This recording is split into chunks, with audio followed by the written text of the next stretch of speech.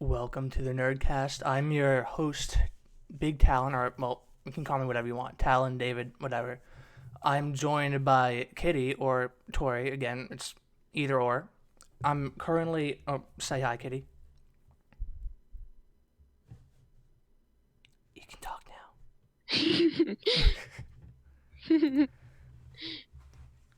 Not saying hi. Okay. Well, I'm currently not joined by my co host. He's sleeping on the couch, but we'll see if he says hello later on. So, I'm going to. How you doing, Kitty? Oh, you need to say my name, otherwise I'm gonna completely ignore you. Okay. Uh, I'm doing good. You talked to me like before this, you know. Yes, but the people who are currently watching don't know. The person watching is What am I me. doing? Well, for anybody who will be watching. Anyway, so we're going to start off with the Marvel retrospective because obviously, as you know, the Endgame will be coming out. I think it's next week. It's It was crazy. like the 26th or something. Yeah, something like that. I think next week, the week after. So we are well. The plan is to rank every Marvel movie from best to worst in our opinions, and like we could talk a little bit about each Marvel movie, like what we thought about it. So we'll start with you. You want me to list the Marvel movies? Because I think there's I like can see them. okay. Oh yeah, fair. I'll tell you straight up, my favorite Marvel movie was Iron Man 1. Okay, why is that? It was the first Marvel movie I ever saw. Watched it with my dad, had good experiences. It's still my favorite movie. Mm-hmm. And also, I won't lie, nerds are hot to me. So, Nice. being a female, I will watch movies with hot guys. I hear that's why Aquaman made so much money. Dude, Those abs, he looks really good, and I've watched that movie too. those washboard abs. It's like that's the thing I feel like a lot of these people don't understand is that like they don't want to see a superhero where the hero is this obese person. They want to see muscles. They want to No, see but I want to hot see people. both. I want to Yeah. see both though. Honestly, I I thought want the to see whole someone fat break stereotypes. yeah, it's like the way I think about it is like you can't really be a superhero and be fat. 'Cause, like you have to chase after the criminal, so you're getting your exercise. You trick them, that's how you do it. You got to be real smart. Or have like You trick them Iron into Man coming to you. Iron Man intelligence, like he can pilot his own suits while you're sitting at home eating chips or something. It's like, oh, Spider-Man, what are you doing? Okay, let me just send over a suit to go get you. Spider Bot. Dumb kid. I don't know. We'll talk about that movie later. I have opinions on that one. I have opinions on all movies. That's good. All right. So second favorite. Do you seriously want me to name like all Iron Man Yes. movies? I'll be honest though, Iron Man 3 not the best. Iron Man 2 is pretty okay. Yeah. Honestly, I don't hate it as much as other people do, but you know. But Iron Man 2 wasn't super bad. Yeah. Like I Plot wasn't guess as good as the first one, but in the grand retrospective, it's one of the weaker Marvel movies of the MCU, but yeah. it's not bad. I feel like I none think of I the actually liked the first Thor movie more than I liked Iron Man 2. like And I feel like all that's the a bit Marvel strange. movies aren't bad, but there are ones that are certainly more okay than others. Yeah. But like Thor 2, that one was pretty meh. I didn't have much of an impression from that one. The first Thor movie was really good. Yeah, I mean, I don't think I've never really been a Thor guy, so I wasn't that much of a fan of Thor 1 and 2, but I don't like what they did with Thor Ragnarok, even though I didn't see it. I Like, watched it and I didn't think it was so bad. And I actually liked some of the scenes for it. Like, they really wanted to make sure that viewers were engaged. I yeah, just, for me, I was just drawn away from it. It was just kind of a way for them to just show that Thor had all this other stuff going on and like how they were going to tie some things in for Endgame and it just Infinity War and Endgame, I mean, but like they were just showing all the stuff that they were gonna tie in later. They could have just had like a very simple thing around it and they could have had a much better story if they looked a little bit more towards putting a story behind it than giving the viewers something to gawk at. Yeah, I mean, I think my biggest problem was the change of tone. Like, I understand that the Thor movies didn't really make a lot of money, and you kind of had to reinvent it so that it'd make money. But like, I felt like they could have done something while keeping a tone. Like, to me, it'd be like having Guardians of the Galaxy 1 and 2, and then the third one is like completely serious. Like you have to look, or at least I look at it as trilogy per trilogy, and each ones have different tones. So that one kind of just stands out, but then you can see here with the poster, it's too bright. Like it's too much of an eyesore in my opinion. But and then from what I've heard, I guess you saw this, so you can account to it.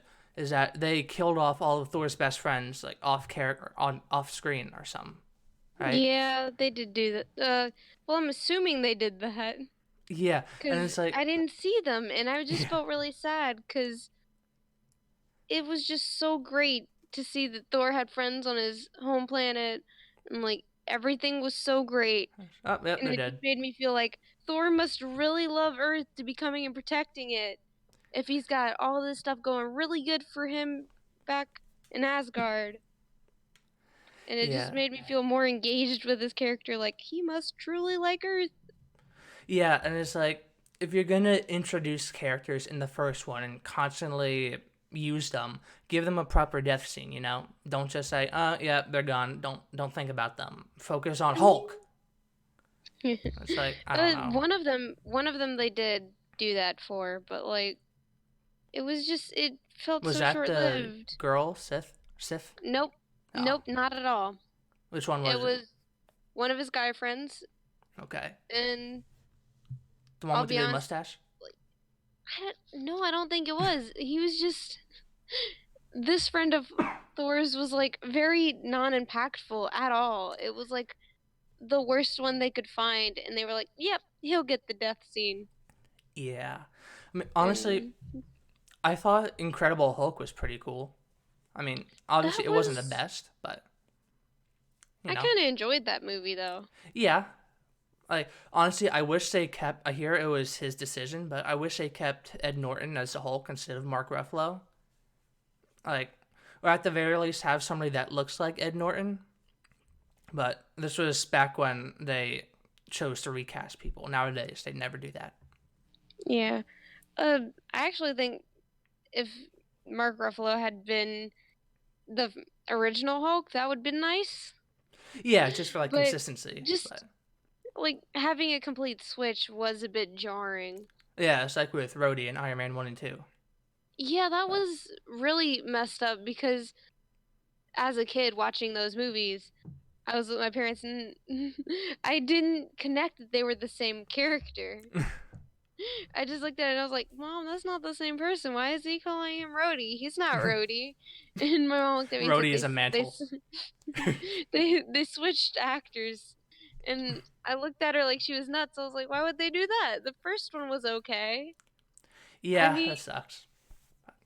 and after they switched actors, I actually kind of like the new one better, Oh yeah, Don Cheadle's just great. because. Well, he does a better job at like having fun with his role. Yeah, there was supposed to be a War Machine movie too. Guess he goes rogue from the U.S. military. That would have been fun, but we That's got just another Iron Black Man Panther. movie. That's Yeah, just another Iron Man. but this That's why one's that called won't War happen. Machine. Well, there's no reason to have that movie because Tony Stark literally did that. There's no Yeah, reason for it. but War We Machine already has know that machine there's guns. some. I'm pretty sure Tony Stark has the same thing. Yeah, especially in the He later he ones. made the suit. He made the suit. He has it. Yeah, I did quite going back to Iron Man. I did quite like Iron Man 3 with all the suits, like the house party protocol. I thought that was Yeah, fun. so many people were upset. at the end of that movie, and I was the only person in my theater, at least, that was just really happy with that, thinking we've finally come full circle. Everything is perfect now. We have a complete story. It's all good. And then everyone was just really mad, like, why would you do that? And And I then was just Avengers 2 standing, like, came and ruined mm, everything. came. He has more suits, and it's like, I thought you said you weren't gonna do this anymore, but you are. It's What like a happened to you? it's like someone who has addiction, you know? It's like, all right, I'm not going to drink anymore. And then the next day they start drinking again. Which Think honestly, Pepper, do you think that Pepper is just sitting there in the living room some nights when Tony just comes in with his new suit and he's like, "Ah, I'm gonna test it," and then he sees her just sitting on the couch looking at him like, "Thought you said you'd quit." yeah, I mean, I don't know if she has to worry about that anymore in case she was snapped, but, you know. No, like, well, if she snapped, that's gonna be really bad because that was like the only thing he had left. He had Yeah. his But, friends, which over half of them are dead now. He had Spider-Man. Spider-Man's gone, died in his arms. He had yes. Pepper. Pepper is gonna, if she's gone, that's his last lifeline. I Like, mean, I think it's obvious that they're going to be bringing everybody back since Spider-Man 2 is yeah, coming out in a couple months. But, we all know that. yeah, it's like Tom typical Holland comic leaks book stuff. everything. I mean, it was Marvel themselves. They Yeah, released a they leaked it trailer. too. Like, at least, like, I know Justice League was bad, but at least they tried to keep the persona that Superman was dead, you know? Like, they didn't Yeah, show him in the trailer, so they at least tried. they kind of hinted at it though when Yeah, it was like the end of his movie. yeah. They were like, But "Oh, he's not dead. There's no way to kill him." And it's not like a month later they show the trailer for Justice League and Superman's there. Hey guys, I'm back. It's yeah, like, oh, okay. I guess that's not happening. they at least tried to keep people engaged enough to be like, "Oh, well, how are they gonna deal without him?" Yeah. Marvel was like, "Heckin' nah, just have this trailer. Honestly, Don't I like the worry." DC movies a lot more than other people do, but like I I thought Man of Steel was pretty good, but I can't say that I've watched the entire thing. yeah. I live in a Marvel household. My mom is probably the only one that likes DC, Feels besides bad, man. me kind of liking Batman because he's a nerd, Flash because he's a nerd. I just watched Aquaman with her because the actor was cool. Because muscles. No, he's actually the same actor for a character in Game of Thrones. So, Yeah, yeah, the one who raped Amelia Clark every episode, right? excuse you? Didn't wasn't there a thing in like the beginning where there was a whole He was bunch of Count. rape scenes? I thought that was a I'm thing. gonna. Well, it's not him. Okay. He was Count Drogo.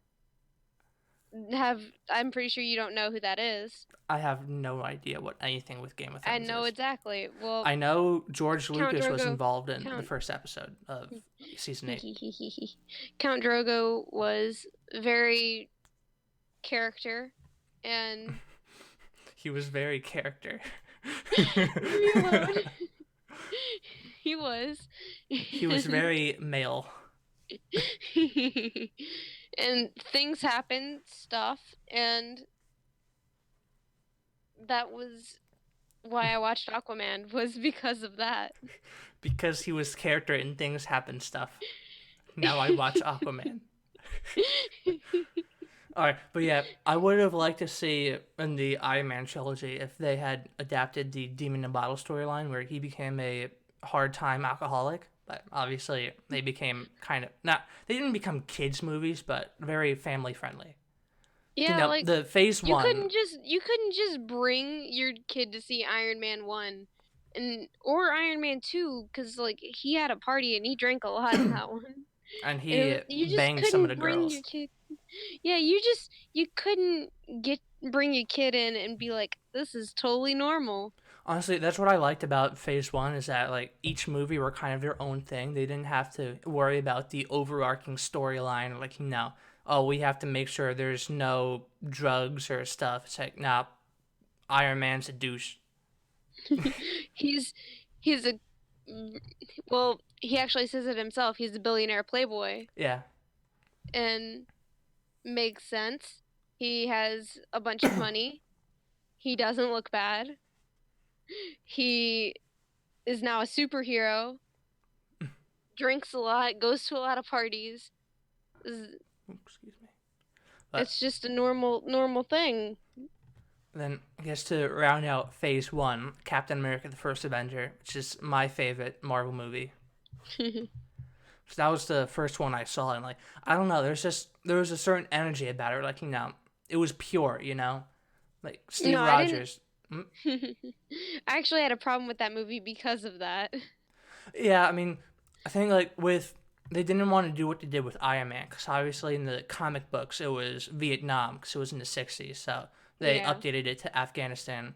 But I'm glad they didn't do that with Captain America because the World War II part is really ingrained into his history and stuff. But like I Yeah, I just liked mean, that he was like he didn't need the super soldier serum to be a hero. He might not have been a superhero, but he was still a hero and a good guy who wanted to do what's right. And I don't know, Red Skull, because he was that's cool. that's the well, they tested him and like, oh, we've got all these soldiers. Let's just do this thing, and like now everything's happening, and Yeah, and they're like, ah, that kid, the kid that like has all those health issues. Yeah, him. it's not about the physical strength; it's about the heart And that is why he is super strong. And because he's now living in a modern era where he he is doesn't America understand man. anything. He's America Man. He is America Wow, man. America Honestly, Man. I thought Bucky was the best he was in this movie because like I don't know, it's just like he showed that it's hard to talk about when I haven't seen it in a while, but Background character growth. yeah, like his character built, and it showed him and how he looked out for Steve, and then obviously later on in the trilogy it kind of turned around. But and with It Captain was kind America of like too, this background character is now his own person. yeah, And it had nothing to do with the overarching story. That was just something the writers thought, hey, you remember that character? Yeah, this happened. Now look at him as a person. He's yeah, not just two-dimensional. that was the same way it was in the comics. Like he was like basically in the comic books, Bucky was the Marvel version of Robin. Everybody kind of hated him, looked at him as a joke, and then they I forget. I think it was the mid 2000s when they wrote the Winter Soldier storyline, where obviously it was close to the movie, so you know what happens. But Yeah. I do like I like He how was wait.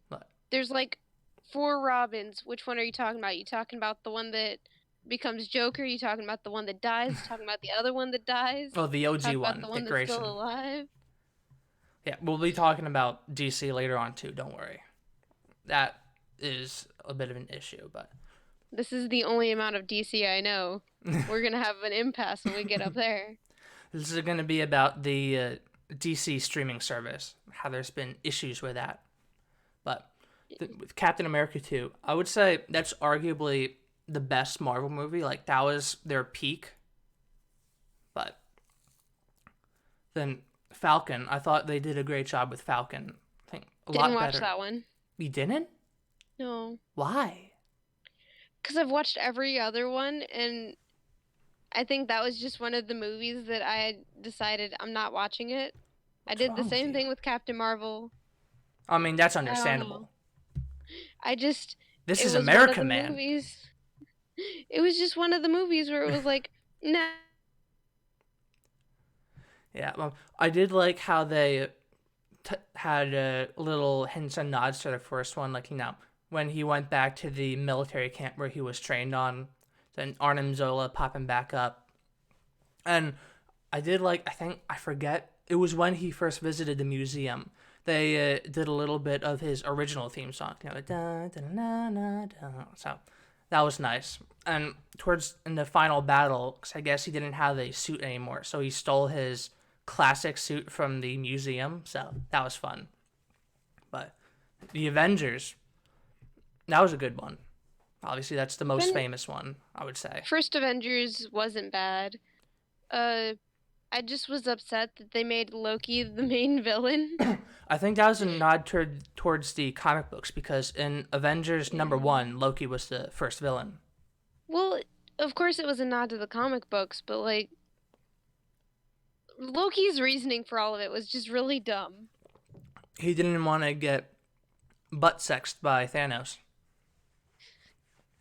But still, which like is a good reason the because way look what he went happened. about it was just less of the Loki that was originally put into the Thor I can't speak trilogy that they already had.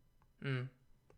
They're already making up these Thor movies, and it was like, oh, this is how Loki is. They go to Avengers. Nope, Yeah, it's like, hey, this is Loki. Okay, I get it, but he's gonna be like this here. It's like, what? Okay. Uh, that doesn't make sense. But okay. yeah, Thor or not Thor two, Avengers two. I didn't. I mean, it was okay.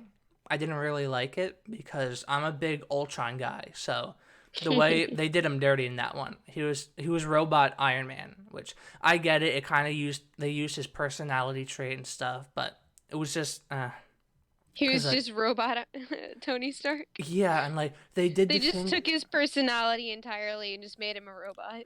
Yeah, only he was a bad guy. It's like it's the thing that they did with Spider-Man 3. It's like Venom, it's Spider-Man but evil. It's like that's what Ultron was in Age of Ultron. But And that's why I don't like Spider-Man 3. honestly, you're gonna hate me, but that's my favorite. That was great. You're messed That up. that dance scene was hilarious. But we'll be talking about that later. So Age of Ultron. The worst part to me about it is that they made him a transformer. Like he had teeth and stuff and It eyeballs. was weird. It was. It's like how in the Transformers movies, like they had like tentacle beards, and it's like, what the heck is that? But that But was really funny. I enjoyed that. Seeing a really old plain dude have this weird mechanical beard, that was hilarious. yeah, but it was weird. But and He had then parts falling off, and that was great. the worst part though is that Ultron's minions looked more like Ultron than he did, and like the perfect use of Ultron was in the animated movie Next Avengers. I don't know if you saw that one. Nope, absolutely not. It was really good, but that's like the definitive Ultron. Like he's not this dude. Essentially, what the plot was is that Ultron killed most of the Avengers except for Iron Man, who went into hiding. It was focused on the Avengers kids. 'Cause they all fucked. But so it was a good movie though. Like Ultron, Hawkeye and his two kids. yeah, who gets snapped. But Two no, two hidden kids. yeah, it's like Third on the way. Ultron isn't this guy who makes jokes like, oh, ha ha ha, I'm Iron Man. Only I have no strings on me. It's like, no, he's just dude like, hey, I'm going to take over the world. You're gonna die. So I don't know. Have fun with that. Yeah.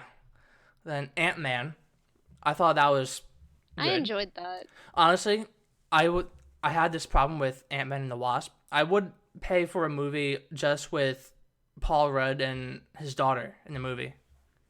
That Like, was the best part of the yeah, movie. those are wholesome scenes, and I like that. But not we are on topic, but I didn't like how they used Hank Pym. 'Cause I would have honestly, if it was me, I would have had him in Avengers one, and then have him make Ultron like he does in the comic books. But they didn't go with that, so he is this old man. Sorry, they wanted RDJ and Mark Ruffalo to build Yeah, him. fucking Mark Ruffalo. I don't like that guy. And Why then don't you like Mark Ruffalo? it was for reasons outside of the movies, but he's Okay very then. annoying on Twitter. Let's just say. I don't look at Twitter, so Good. It's horrible. It's like, that's how I keep liking the actors and yeah, actresses. I You wish I just was don't like look at their that. social media. It's like Twitter is like the visible version of cancer. Like everything that makes cancer put onto the internet. But Cause you like look at Twitter. I deleted my account months ago, but Then I why are lost. you upset over Twitter? It's just like it's how people. It's a thing with the internet where like you can people feel like they can say whatever they want because it's anonymous, right? It's But like you're saying what you want to right now. Yeah, but I'm not trying to put people down if they disagree with me, you know? Like, a lot of what these actors say is like, if you don't agree with my politics, then you're an awful person. You're a racist, sexist, you know? I wouldn't do that, you know? It's like, if you disagree with me, fine. That's a normal thing about humans. We disagree, and then move on, you know? I'm not trying to demonize people who disagree, which, honestly, it's not just with these actors, it's Hollywood in general. It's full of scumbags, rapists. I don't like it. But anyway, Ant-Man I and the like how Wasp. you specific. No, no, no, no. I just like how you specifically put rapists in there. I mean, Harvey Weinstein and like 60 plus people. That's crazy. But Ant-Man I'm and the trying to Wasp. put you on. I'm trying to take you off topic. You're trying to take me off course, but I will Follow, not follow hit me the down this iceberg. road. Follow me down this road. Don't Ant-Man worry and the about how Wasp shady it looks. was honestly, it was definitely one of the more weaker movies in my opinion. Ant-Man and the Wasp. It Like was definitely made to be a film for families to go and watch. honestly, it Uh, felt like a I filler wouldn't. episode. Yeah, honestly, I think that was just our way of knowing when they went to Infinity War. Oh, Ant-Man's not here. Wonder why. Yeah, that was the Ant-Man and the entire Wasp. point of the movie, just to It show, was hey, this is why he's not here. But it was like we couldn't get him onto the schedule. How are we gonna put him in this movie? I know, make an entirely different movie. yeah, This but is why he's not here. I wasn't a huge fan of the Wasp in this movie because it followed one of the trends where they have to make the male characters dumber so that the female characters look more badass, you know? He was Like, so smart in the first movie. yeah, and like, obviously the scenes with his daughter was great. That was He was wonderful. smart in that part too. Yeah, It was like whenever he met up with Hope and Pym, it was just kind of like, oh, I don't know nothing. yeah, and I mean, obviously I didn't see it, but I hear that's kind of what they did in Captain Marvel with Nick Fury. Like, they turn him to like I've this jokey character, but that's a not whole other watching thing. not watching that movie, not watching the second Captain America movie, not watching none of Oh those. yeah, speaking of which, Captain America: Civil War. I like that That was one. a good one. That was a good one. Yeah. It was a I, good way to introduce a new Spider-Man. and Black Panther too, which ironically, Yeah. Black Panther was more interesting in that movie than in his own movie. But yeah, It was like that's he had more character in Civil War than his own movie. yeah. I enjoyed him It's like the more worst in part. Civil War. The worst part about Black Panther is that in his own movie he was the least interesting character. His But sister was great. His enemies were great. Everything in that movie was great but him. It's like yeah, they wanted you to follow all these different storylines except for the one you're supposed to follow. yeah. Now, honestly, I didn't like. I think what was his name? Baron Zola. I think something. The villain for Captain America: Civil War. It's not Arnim Zola. Baron something. I didn't like how they portrayed him in the movie because he's like completely opposite of how he is in the comics. Like, it was like what they did in Iron Man 3 with the Mandarin. Like, it was just Yeah. not him. Like, it has his name, but it's not him. But apart They from just that, I kind of thought it was used really him as a great. face. And I did. I mean, wait, I haven't seen it in a while. Did Captain America win? Are you talking about Civil War? Yeah, in the No one final won. fight. Uh, no one won. It was just kind of a thing of like, I might be remembering this wrong. It's been a long time since I've seen it, but Yeah, I think him and Tony were fighting. Tony got really beat up. Cap got beat up, and his shield was taken away. And bully. that's because like Tony's dad made it. So, or grandpa made it. One of the Starks made Dad. it, and Tony was like, "That's my birthright because we made it. How dare you?" And Which is kind of dumb because didn't Howard give it to Captain America? yeah, America Man? But, America Man. He's not yeah, Captain America. He's America Man. it's a He great gave up name. the right of captain after Civil War. He Yeah. gave it up. Then he became the U.S. agent. Oh, you don't want to remember that. But Sorry about hearing the coin. I'm trying to learn how to do Connor tricks. Nice. I'm trying to do that with in Metal Gear Solid Revolver Ocelot. He's doing like he does like this amazing like gun spinning stuff, and I have this one airsoft gun, so I try to do it over the bed so it doesn't drop, but I suck at it. But yeah, I can't climb up my bed and hold all of this stuff next to me, so. I think the one of my favorite parts about the movie was Peggy's funeral scene. I just thought that was really well made and like kind of rounded out that part of the story. And then the little throwback to the very first movie when Steve's getting beat up in the alley and he says like, "I can do this all day." Then he does that with Iron Man. I thought that was nice. That was great. Yeah. And It's like, Doctor, I can do this all day. yeah. So, it's like the meme from Family Guy. Ah, he said it. Yeah, Doctor Strange. I thought was I strange. enjoyed that. It Like, was it was a strange movie, but that's quite fitting for it to be called yeah. Doctor Strange.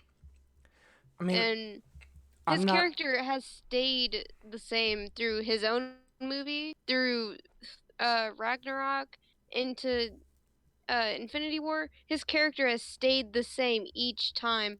The only thing that changed was that in the latest one, he's a little bit more serious around Peter than you'd expect him to be.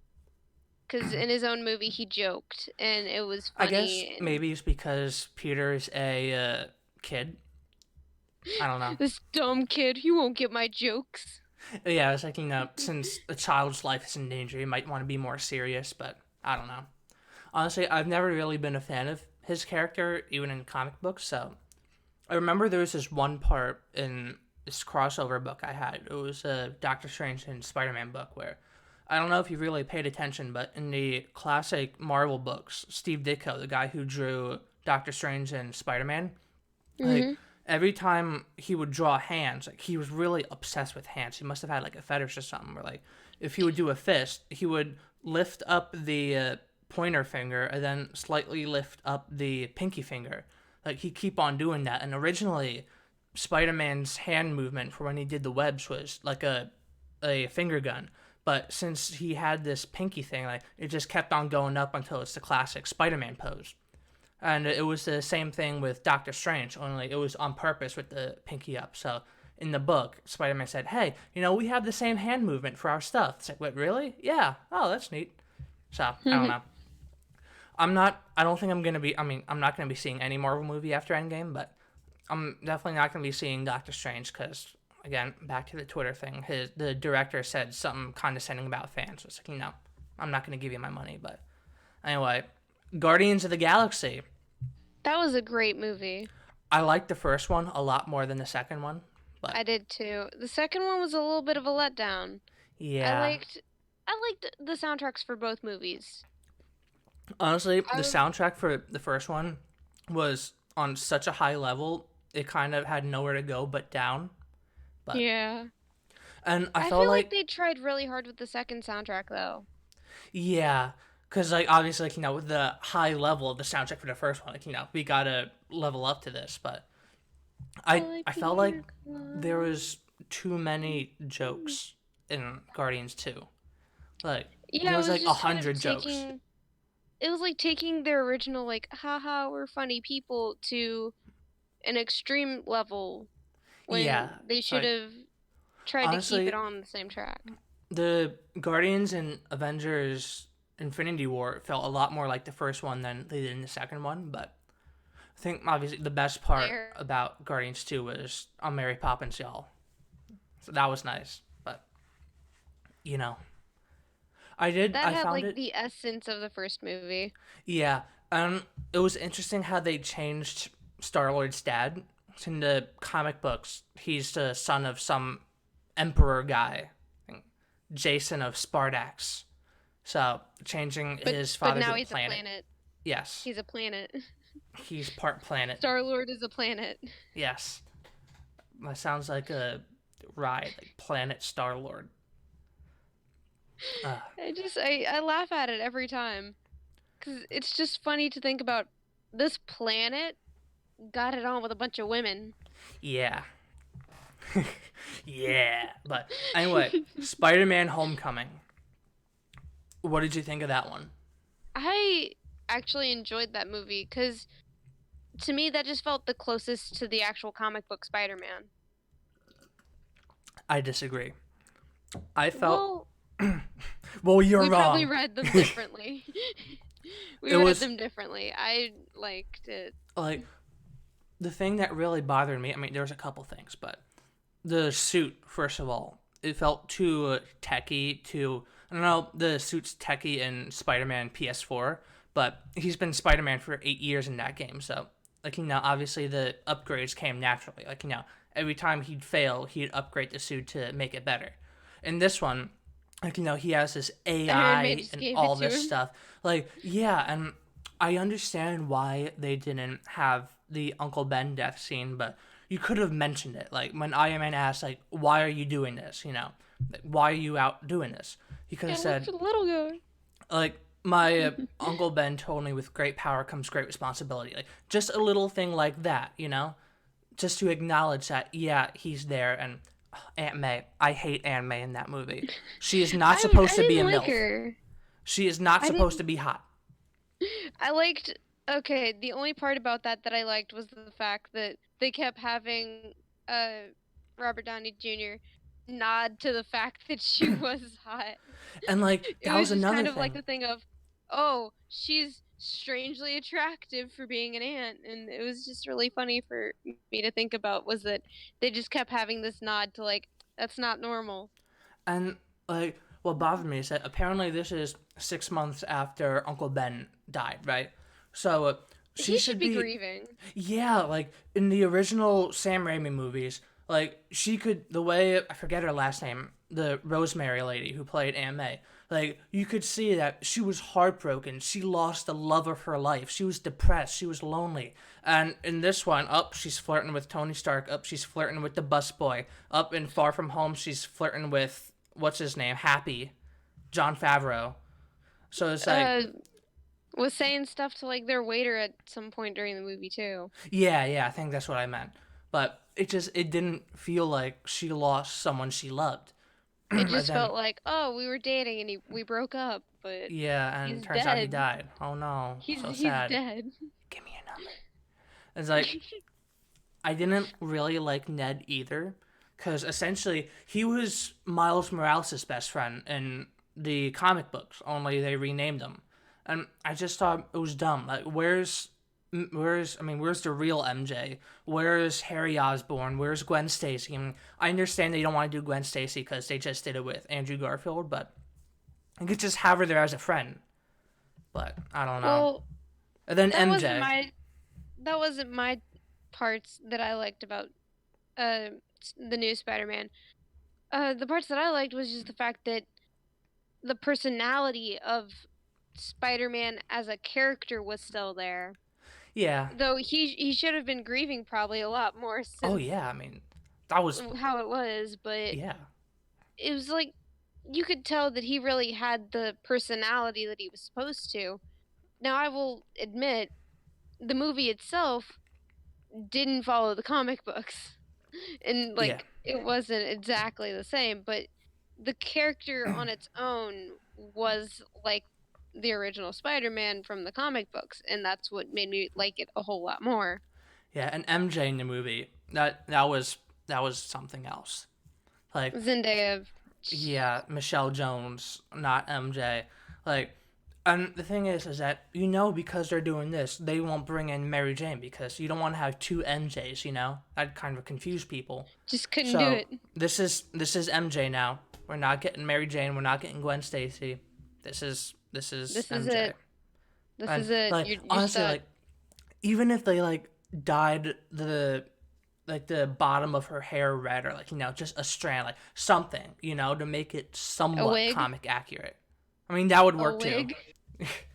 And the best part about the movie was Vulture, so I'll give him that. That made me happy.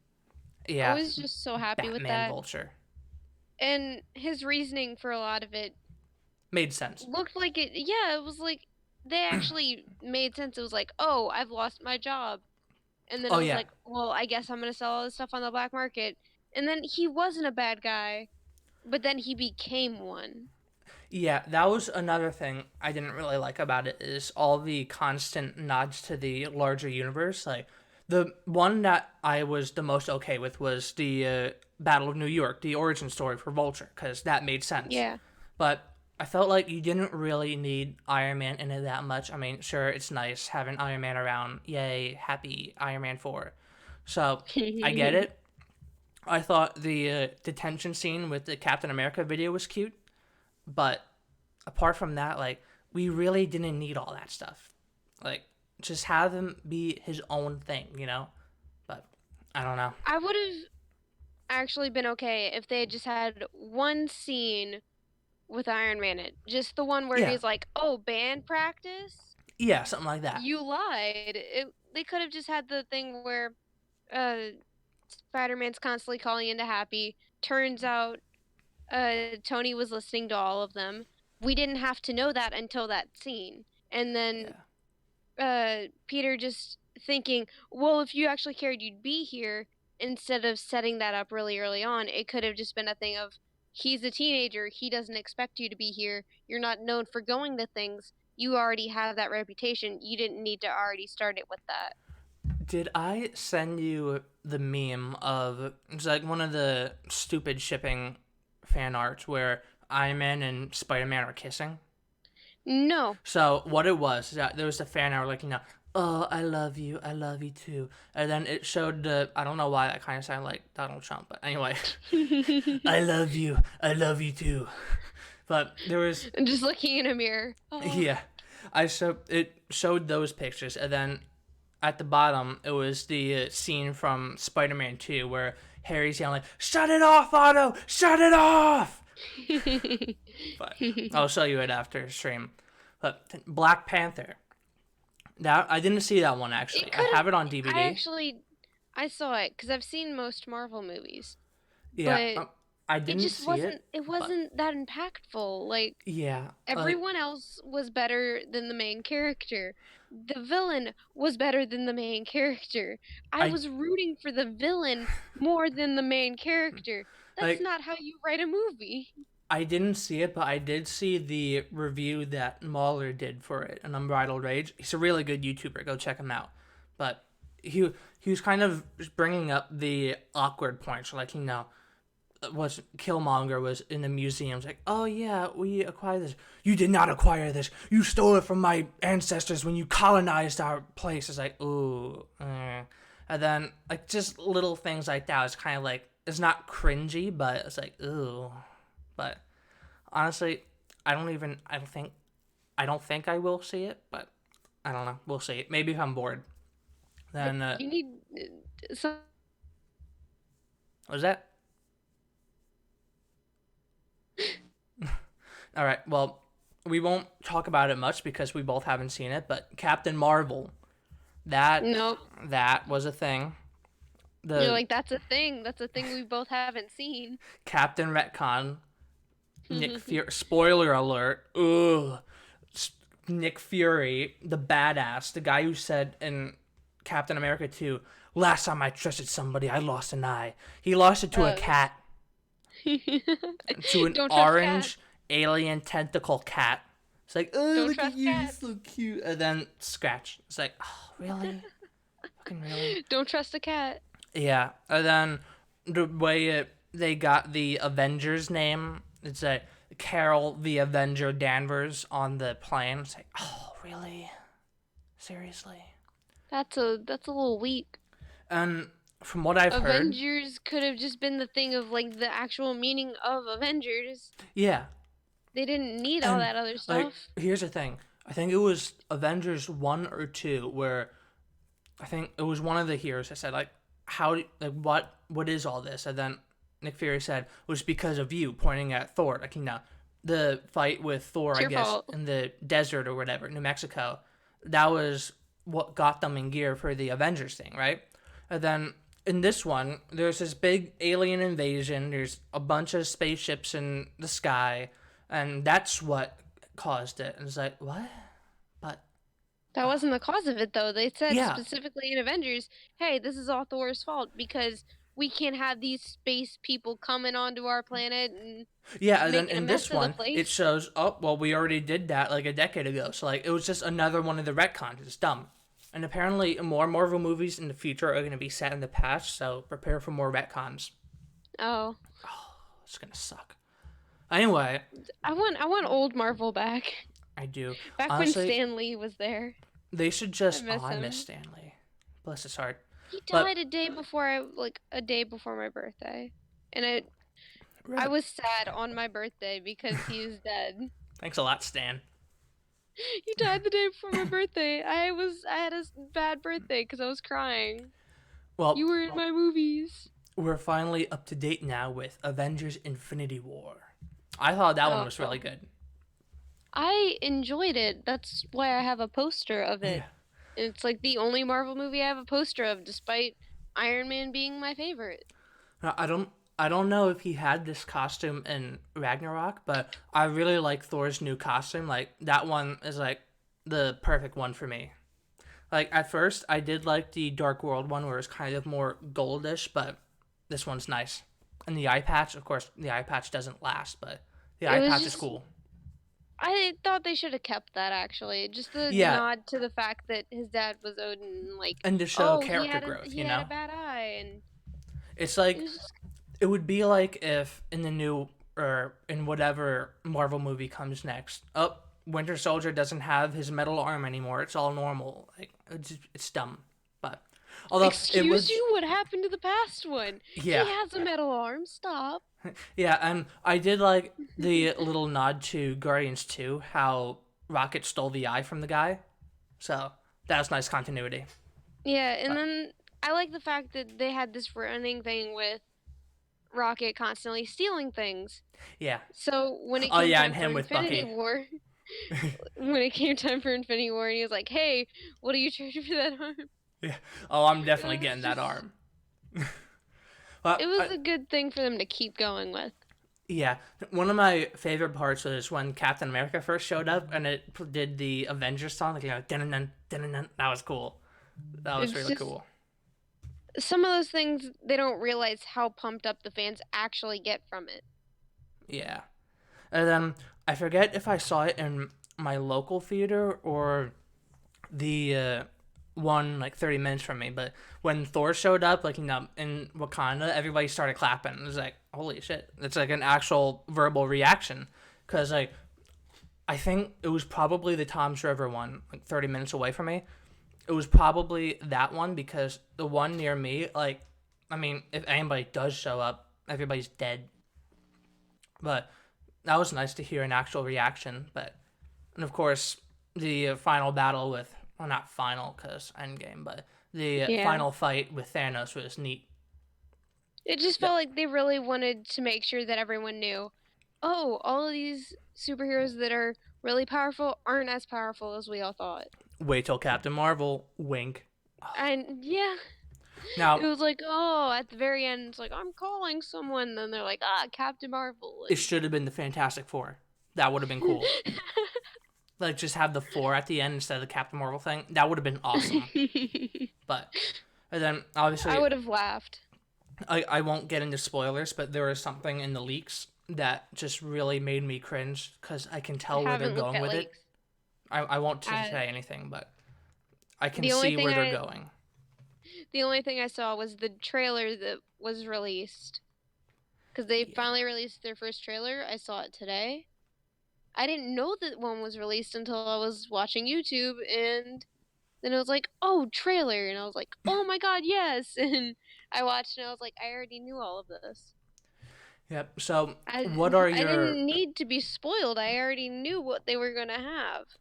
what are your hopes and predictions for Endgame? Like, who do you think is gonna die? I don't care if anyone dies. I just want to see Tony be mad.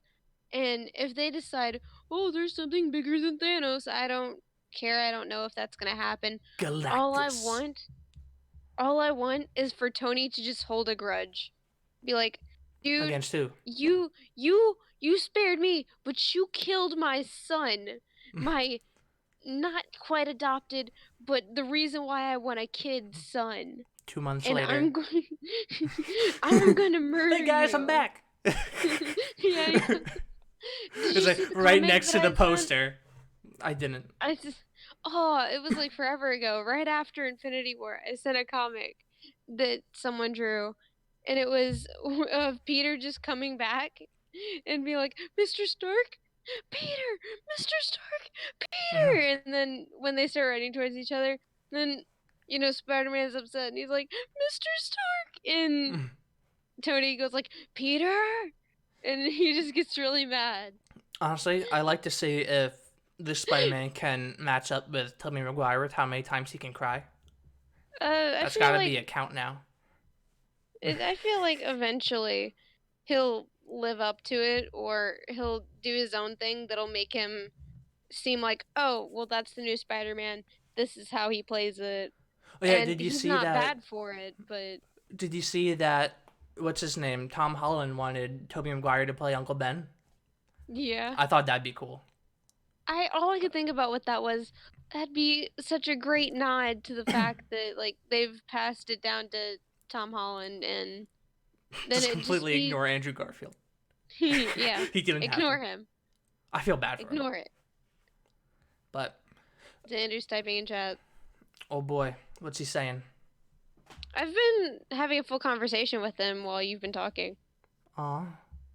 Well, You're pulling a chase. I know. Well, because I have the screen share on, so it'll be like, I don't know. But anyway, I'm not looking forward to Far From Home. Once I'm done with Endgame, that's it for me with Marvel.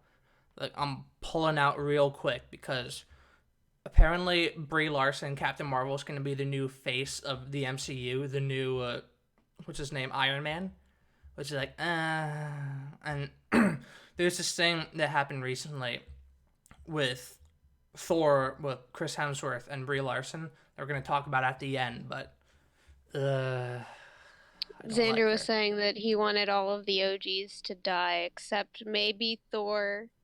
I don't And think Iron Man's going to die. And the reason no, why, I think they wouldn't do that because he was one of the original ones. And I like, think, not only that, but get the most you can out of Robert Downey Jr. yeah, it's like, I He's think what they're making going to you do money. Keep him. is that they're going to, obviously, they said that they're going to go on with the plan that Brie Larson is going to be the face of the MCU, but they're going to need a backup plan. Like, now, if this doesn't go right and it starts, like, obviously, I don't think they'll ever lose money, but they're not in the $1 billion marks anymore. They're in, like, maybe the mid 100 millions. Like, we need something to get people back, and Iron Man would be that. So, I think towards the end, for the end of Endgame, he's probably, I mean, I don't know if he'll literally ride off in the sunset with Pepper, but something like that where they go away, they're done. I think Captain America's going to die, and that's going to make me sad because he's my boy. Be gone. Steve will be. I like America man how lives different. in the hearts. I like how different me and you are. Like you're like, America Man for the win, and I'm just like, Iron Man's the best though. Yeah. Anyway, moving on to the next subject, which is Star Wars Celebration. There was a lot of stuff. There was, let's see, The Mandalorian. There was Episode 9, The Clone Wars, and what was the last one? Jedi Fallen Order. Now, going on to The Mandalorian. Obviously, the trailer is leaked, so I'm not going to show it because Disney's going to, I don't know what they're going to do to me. So They're gonna be mad at you. I want to live. I want to make money. So I'm going to go through this article real quick and we can talk about it afterwards. That's good because I know literally nothing. I've barely watched Star Wars. Good. I act like I'm a fan of Star Wars, but I know almost nothing. All right. The scene begins with Carl Weathers' Grief Karga negotiating with Pedro Pascal's The Mandalorian for a job. Weathers is a tough bargainer, but is able to convince Pascal's The Mandalorian to take the job. The scene then clips to a shot of a Kowakian monkey lizard being spun on a split. On a spit. Is it a spit? I think it's a spit. On a spit. Star Wars fans will recognize the species as Salacious B. Crumb was Jabba the Hutt's pet. Get out. From there, we see the Mandalorian walking through an open market before he heads down an alley and begins beating on a door. Ooh. He shows an identification card and is allowed entry into the building, where a droid escorts him deeper into the building. As they get deeper into the building, a door opens and a handful of stormtroopers are gathered inside. It appears Cargo is actually working with the Empire for the job. Sorry. Tensions get heated as a Dr. Pershing, that sounds like someone with a lisp. Dr. Pershing enters the room. The Mandalorian quickly draws his gun and points it straight at the Doctor. The stormtroopers follow suit, but aim their sights at Pascal's the Mandalorian. The Empire leader, played by Werner Herzog, that sounds like an orc, Herzog, attempts to defuse the situation, and there's some fun banter, which sounds like Disney, when the Mandalorian tells the stormtroopers to lower their weapons first. They noted they have him outnumbered 4-1, to which the Mandalorian replies, "I like those odds." The stormtroopers eventually lower their weapons as the Mandalorian and the Empire leader begins negotiations. The negotiations were short. The Empire leader, Chase would get that, he's a memer. How many times are you going to say Mandalorian before you get tired of saying Mandalorian? We'll find out. The Empire leader takes out what looks to be a silver brick. Oh boy, silver's cheap. Oh. You need to invest in gold. The silver brick, and it appears to be some form of highly valuable currency. In fact, he promises there is a container of the currency waiting for him after he delivers to them an asset alive. However, he does note that proof of termination is also acceptable, but will come at a reduced reward. The clip then transitions to a whole new scene. We get a brief shot of what appears to be the Mandalorian ship before Gina Carano's Cara Dune shows off her MMA skills against the Mandalorian. We should have just said at the very beginning of you doing this, every time he says Mandalorian, take a shot. Yeah, I don't want to kill you guys. We then get a clip of the Empire leader providing a voiceover. He states, "The Empire improves every system it touches." Meanwhile, we see what looks to be Weathers' Karga actually leading Empire soldiers and having them perform door-to-door raids and torching people's homes. We get more of the Empire voiceover. "Judged by any metric, safety..." I'm not going to try and do it British. I'm sorry, Xander. "Prosperity, peace. Comparing imperial rule to what is happening now is a world more peaceful since the revolution." Your revolution. The memes connect. Look outside. Revolution. Look outside. There's nothing but death and chaos because you're burning everything down. While this voiceover plays, we get a ton of action scenes as well as cameos. IG-88 shows up, which... since, I don't know, you said you weren't a big Star Wars guy, or gal, but he showed up in Empire at War. No, oh my god, Empire War. I mean, he does show up in that, but Empire Strikes Back. Oh, you see, this is what Chase is doing to me. There's a ton of fight scenes. They got that wrong. There's a ton of fight scenes showing off just how much of a badass the Mandalorian is. We get scenes of him taking on Imperial troopers using some unique gadgetry. There we go. He even appears to electrocute one of them with a staff weapon. Electrocute. Sorry. It definitely looks like there might be some double-crossing happening throughout this series. The Mandalorian arrives on D+ on November 12th, 2019. Oh, that's a good day. Why is that? That's a really good day. Well, honestly, I'm going to try and hold out on, Disney Plus, D+. Because this whole Disney thing, I mean, it wasn't really, I guess it was Twitter, but it's the whole thing surrounding where, people who don't like the movie are called racists or sexists or bigots, It's like, we're not allowed to just dislike a movie. We have to like it, or else we're all these awful things. So, I don't expect an apology from Disney, but I want them to at least acknowledge it. Listen, we've done some bad stuff in the past, but we're gonna try and make it better. To at least acknowledge that they're gonna try and improve, which we probably won't get, but that's how it works. What did you think about that description of the Mandalorian? You were thinking Mandalorian, Mandalorian, Mandalorian, and then I thought, oh wow, remember that thing we had with Empire at War? Yep, Yeah, now it's all connecting. it That is. sounds literally like the story we were making. It's like, what was the one line from The Force Awakens? It's like, the Force, it's true, all of it. It's like, that's the case with the memes. The memes, it's true, all of it. All of it is connected. It's like, my God. It's all canon. Yeah. Then, let's see.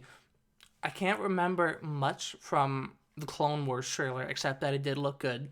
Ahsoka doesn't have her green lightsabers anymore. She has blue ones, which is cool. But honestly, like, I hear a lot of people giving praise for Disney, like, oh hey, they're making the last season of the Clone Wars. They're doing something good. Like, here's the thing: most of the episodes that they're gonna be releasing were already mostly made. Like, there's That's this not one. doing much work then. Yeah, there's this one storyline where I think it's like a four-parter, either four or two-parter, where it focuses on the Bad Bunch, like a bunch of unique clone troopers. You can watch on YouTube the unfinished animation version. They have the voice acting. I think the animation is rough, and I don't think there's any music, but you can still watch it. So it's like they didn't even make this stuff. All of it was either already made or already written. But Disney's.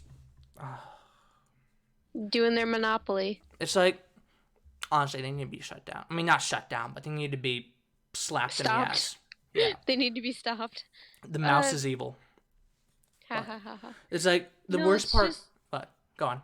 no. I was gonna talk about the fact that they're like doing a monopoly and stuff, and how Oh, history is repeating. The stuff has happened previously before, and it was stopped then. I don't see why it's not stopping now, but people no longer pick up history books, so I'm willing to bet reason why Disney is so defensive at the moment is because they're trying to get their monopoly. How yeah, dare you? and Once they get their last piece, they'll win the game. And yeah, and what are you gonna do? You can't watch any other movies because they're all Disney. Bob Iger has said, I think, on an interview that this is a stepping stone, that he wants to get into a political career. It's it's a lot like this one villain from Persona 5, the next one that you have to watch, Akumura. Oh. Like, it's very close to that, where like he was overworking his staff. The company was a stepping stone so that he could become a politician. This is Persona is real life. Ha. I'm kind of okay with that. You're like, this is great. Like, honestly, if you ask me what I would want as my superpower to be, it would be to change hearts. I feel like you that want would be the to most you want effective. to have you want to be a part of Persona. I do. I want friends. I want a cat bus. Excuse me, I'm a friend. I know, but you're not Makoto. I'm sorry. Okay, moving on. Star Wars Jedi Fallen Order. Oh, please. All right. It's a single-player Jedi fantasy story game, whatever that means. So, there's this one guy, the main character, Cal. He looked familiar for a long time. It says it here. He's the guy who plays the Joker. I'm like, oh my God, that's the Joker. But anyway, Gotta do them jokes. yeah, I'll go through another article. So, electronic art. Can you paraphrase the article instead of reading the entire article? Yeah, let me see if it has any bullet points. No, so essentially, they didn't show any gameplay. The main villain is going to be the second sister, who's an Inquisitor from Star Wars Rebels. It's going to, thoughtful combat, whatever the hell that means. It's like they have your natural bullet points for stuff, like if there's a company that's working on a big IP, it's like, oh, we're doing this out of love. It's like, okay. But I find it funny how a company under EA is using anti-EA marketing. Like, this is a single player game, no multiplayer, no microtransactions. Like, how did that work? Like How is that EA, going to happen? yeah, EA is doing anti-EA promotion. It's the one meme from episode 3 that, how did this happen? We're smarter than this. But I mean, the game looks fine. It looks interesting. I'm definitely gonna wait for reviews, no pre-order, because it's EA. I mean, I don't trust Hmm. EA at all, and the fact that they're saying it's single player and there's no multiplayer and no microtransactions, I feel like it is like there will be some. It's like it's the bait and switch, but I don't know. Joker's in it, some ladies in it, and then oh wait, um, here we go.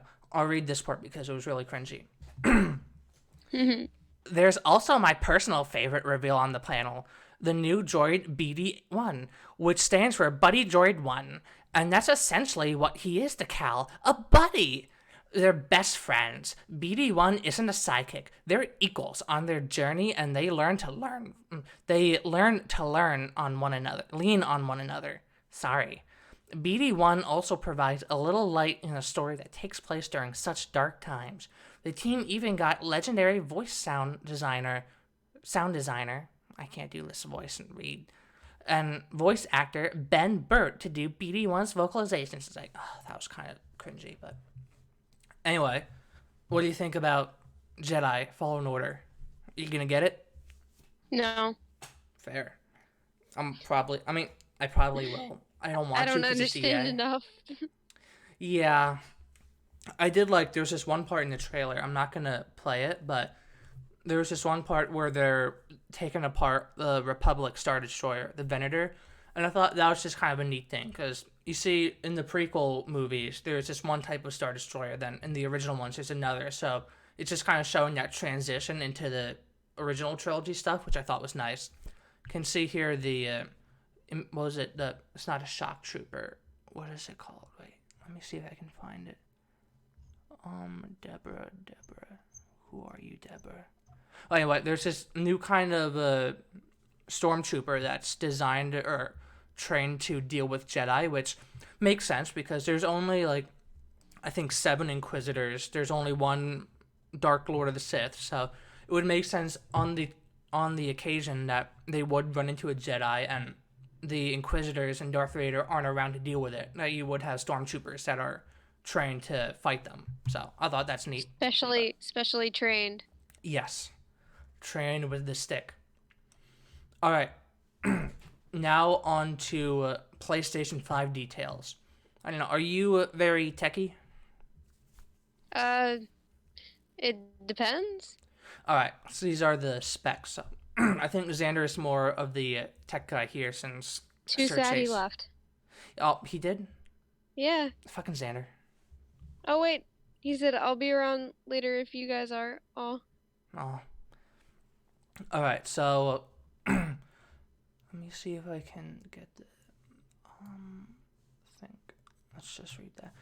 Running off of a bespoke version of the third generation AMD Ryzen chipset, 8 cores with the company's new Zen 2 micro architecture. The forthcoming console will be capable of supporting ray tracing, a complex lighting technique that has so far been I don't know why I'm talking like this. So far been the reserve of incredibly high-end PC GPUs, which I did see a video that showed off the ray tracing and it looks really nice. But From what I've heard, it can backtrack. Like it can play all of the games that came from PS1, 2, and 3, and 4. So from in this I'll be article, happy. it doesn't say PS1 and 2 or 3, but it's definitely going to be backwards compatible with PlayStation 4 because I guess it's like it's not the same system, but they're using the similar parts. So not only will it allow them to have multi-generation games like what's Death Stranding, Hideo Kojima's game, can be released on both what was it, PlayStation 5 and PlayStation 4 without any issues. And I guess since they're also using that, they can do backwards compatible with PlayStation 4, which is nice because if it wasn't, then I probably would wait to get the PlayStation 5. But see, Mm. it doesn't look like, oh yeah, it doesn't look like it'll support PS3, 2, or the original titles though, which sucks. But I'll say all of my information about it came from. yeah, this is an interview with the tech guy who works at PlayStation. So, but they also talked about PlayStation VR, which, like the PlayStation 4 games, is going to be backwards compatible. So you don't need to buy a new VR set for this, which is nice. But it's Hmm. also going to be releasing a next gen version of its virtual reality set which has no cords, rumorly, or supposedly, rumorly. That's a new word. But That. if it does have no cords, then I would consider saving up for it because like that was my biggest issue with the whatchamacallit, the original VR, is that like it was such a hassle to set up. Oh yeah, and also it supports 8K, which seems kind of pointless because like not many, I mean, I guess a few, but not a lot of TVs support 4K. So like the chances of them supporting 8K is like it's a bit overkill, but it's See, rumored. that's the thing. I'm the person with that TV. You're that one person. Yeah. It's like, who has an 8K TV? I do. But it's definitely not coming out in 2019. So it's rumored that it'll be coming out in 2020, which would be it would make sense because there are a lot of PlayStation 4 games coming out this year, like whatchamacallit, Last of Us 2, Ghost of Tsushima, a lot of stuff. So they want to get those out and then they can focus on PlayStation 5. But it's fun stuff. I'm probably going to get it, maybe, if I have money. Uh, well, I hope. considering that I just got my first PlayStation, Rip. I'm probably not going to. Which one? 4? Yep. Nice. Hey, you can play Persona yourself. I know, but Persona was really expensive, so I just went and got uh, Which, a 3 pack of games and. speaking of which, nice segue into Persona 5 The Royal rumors. So, I am going to read this one because Persona. Get. No, stop. Yeah, because, your entire Yeah. thing is, I have the picture of Joker, Yeah. and my nickname on the thing is Joker, and you had Yeah. me draw a Joker as your thing Persona on. is. It, it's a thing. So, the trailer for Persona 5 The Royal, it's going to be the same thing with The Mandalorian, which was rolled out after a special episode of Persona 5 The Animation featured a mysterious female character. Gear Nuke claims that it has acquired exclusive information from unnamed sources on Persona 5 The Royal, as It well was me. as. Yeah. It was me, Vince. It was me all along. But as well as 2 other titles based on the RPG. Persona 5 The Royal, as many gamers expected, will be an enhanced version of the original game with a ton of new content, Gearbox's sources claimed. It will feature a very lengthy new epilogue, new personas and social links, and a female main character, who is not the red-haired girl from the teaser trailer. The mysterious girl will reportedly be integral to the game's expanded story, though.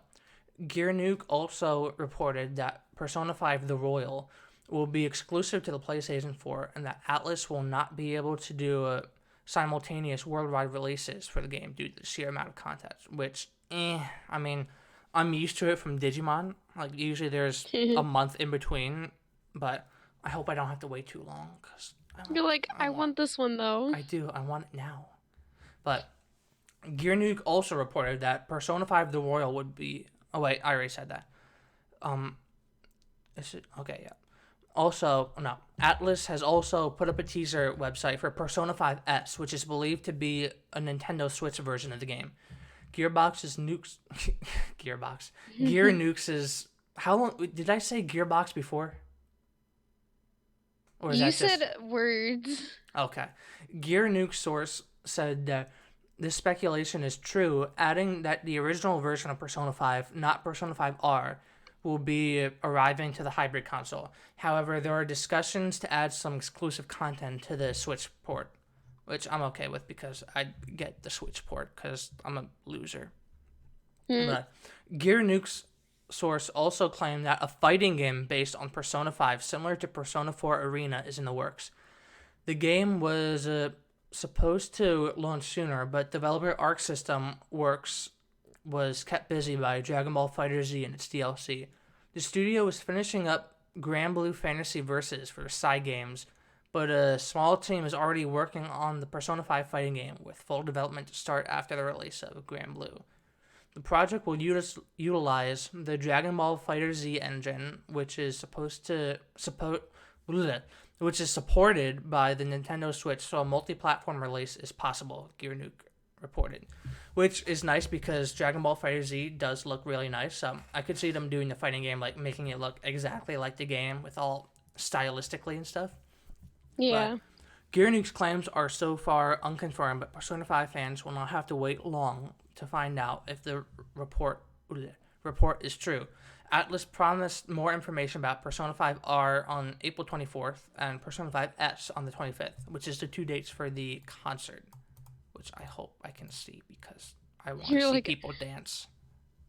you're like I want to see the I concert and I do. I also want want to to see go. this. And But anyway, this is fun stuff. And then on top of this, I don't know if you were paying attention, but yesterday Joker was released for Smash Bros, which was fun because essentially what they had done was that they said early in the month, "Hey, listen, we're sorry, but Joker is not going to be able to come out in April, but he'll definitely be out by the end of spring." So Tuesday night comes along, and I was looking through YouTube on my phone, and some of the community posts were there, and it's like, "Hey guys, Joker's coming tomorrow, and here's the stage." It's like, wait, what?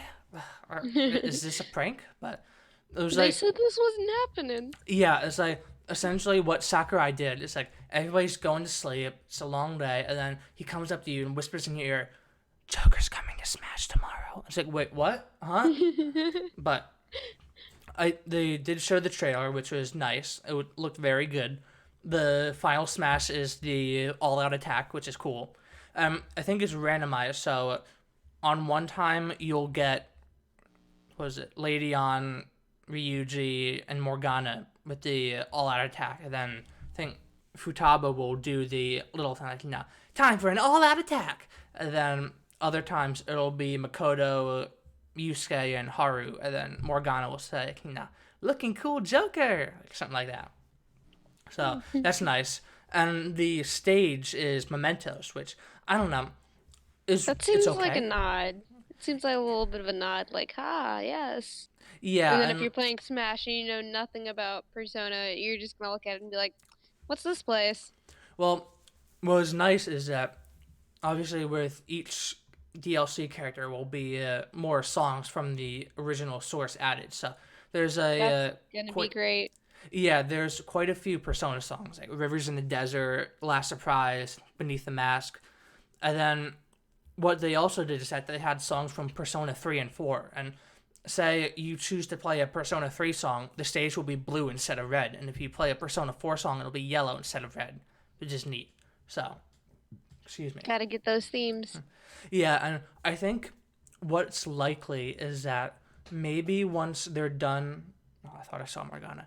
Once they're done milking Persona 5, which I'm okay with, they'll probably. Or they might release a remastered version of Persona 3 and 4 to kind of stick with the Persona hype train that people are on.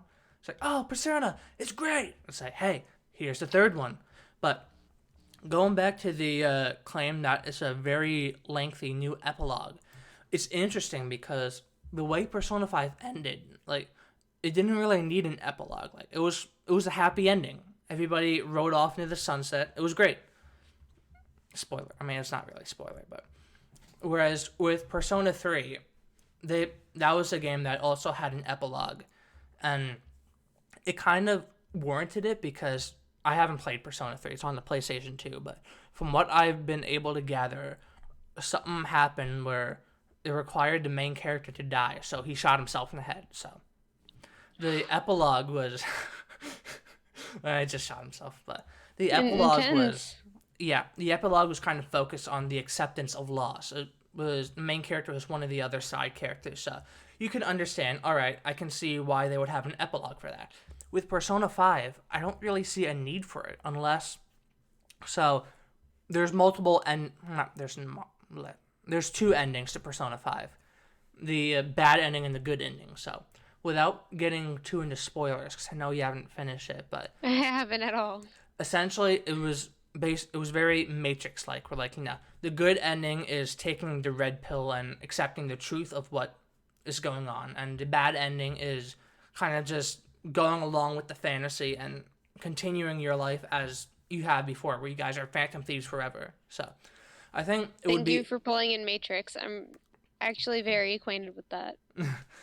so I think it would be interesting if the epilogue is based on the bad ending, where essentially I know they said in the game where a Persona user can't have a palace, but it would be interesting if the new character is kind of the new main character, and Joker is the one that has a palace, and like the source of the distorted desire is that since Joker chose the bad ending, like he wanted it to go on forever, like it was just He's that. no longer, it's no longer real. He's no longer a phantom thief anymore Yeah, and because it's he like chose the fake world over the real one. yeah, he's choosing to live a lie because he doesn't want to give this up. He wants to stay with his friends. He wants to keep doing this. So it would be really cool if they did that because it wouldn't just be Joker's palace. It would be the player's palace because one of the things that people say is like, "Oh, I wish this game was longer. I wish like I could play this game forever." I love these characters. So it would be a representative of the player. Like, both the player and Joker doesn't want this to end. We want it to keep going, and then you kind of have to accept like everything has to come to an end. But that'd be There's a cool. reality. Stop playing Yes, games. Go outside. but cats, cat buses, monobus. It's okay. I'll stay inside and I still won't play the game. But honestly, it depends when, 'cause if the rumor is true and that Persona 5 R isn't going to be released at the same time as Japan, then I'll say let's just say Persona 5 R comes out in 2019 for Japan, and then say end of the year 2019. So Persona 5 R comes out maybe let's say summer for the rest of the world in 2020. Like if that was the case, then I would just buy Persona 5 again so that way I can play it because I don't want to wait that long. But Just keep playing. I would. I actually would. I have 184 hours into that game. I'm okay with putting it up to over 200. And that is why you want the palace for Joker. That would Because be interesting you have your own. though. Because, like, yeah. And it would be interesting though because assuming the new main character, she has all the other Phantom Thieves. They say, hey, we love Joker. He's our best friend. So we want you to help us stop him.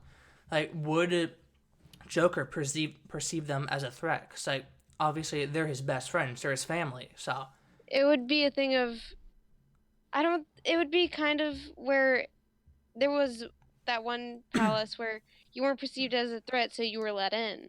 yeah, Futaba's. And then yeah, so then it was just kind of like, "Oh, we're not seen as a threat." And then it's like, "Oh, you guys are actually trying to mess me over." Nope. Yeah, and it's like, I could see, like, for a while they wouldn't be perceived as a threat, but then as soon as he sees the new girl, it's like, oh, so you guys replaced me. I'm nothing to you. And then he starts thinking of them as a threat. Like, if Like I'm just how so dare you? replaceable, yeah, then screw you guys. But it would be cool if, like, during the final battle, like, it'd be like cross save. So in the final battle, Joker can use all the personas that you've collected throughout the game. I think that would be cool. It would be like, Just "Oh, you think they're yours?" yeah. But it would really be like if they want to get really interesting and unique with it, don't play as the new redheaded girl. Play as Joker, like the shadow version of Joker, and you have to try and stop the Phantom Thieves. That would be interesting. But that'd be funny because then you're more than likely gonna fail the game because the Phantom Thieves have Yeah. to win. And But like then it just kind of be like, that's you realizing not only is this your palace, but you're the one in the wrong. You know it because you've played the previous ones, Yeah. and you know how this is going to end, but you don't want it to. You're Yeah. really getting into the feeling of all of the bosses from Persona 5. Yeah. Now you're realizing, so this is what it felt like. Man, I'm a shit person. I made a deal with the devil.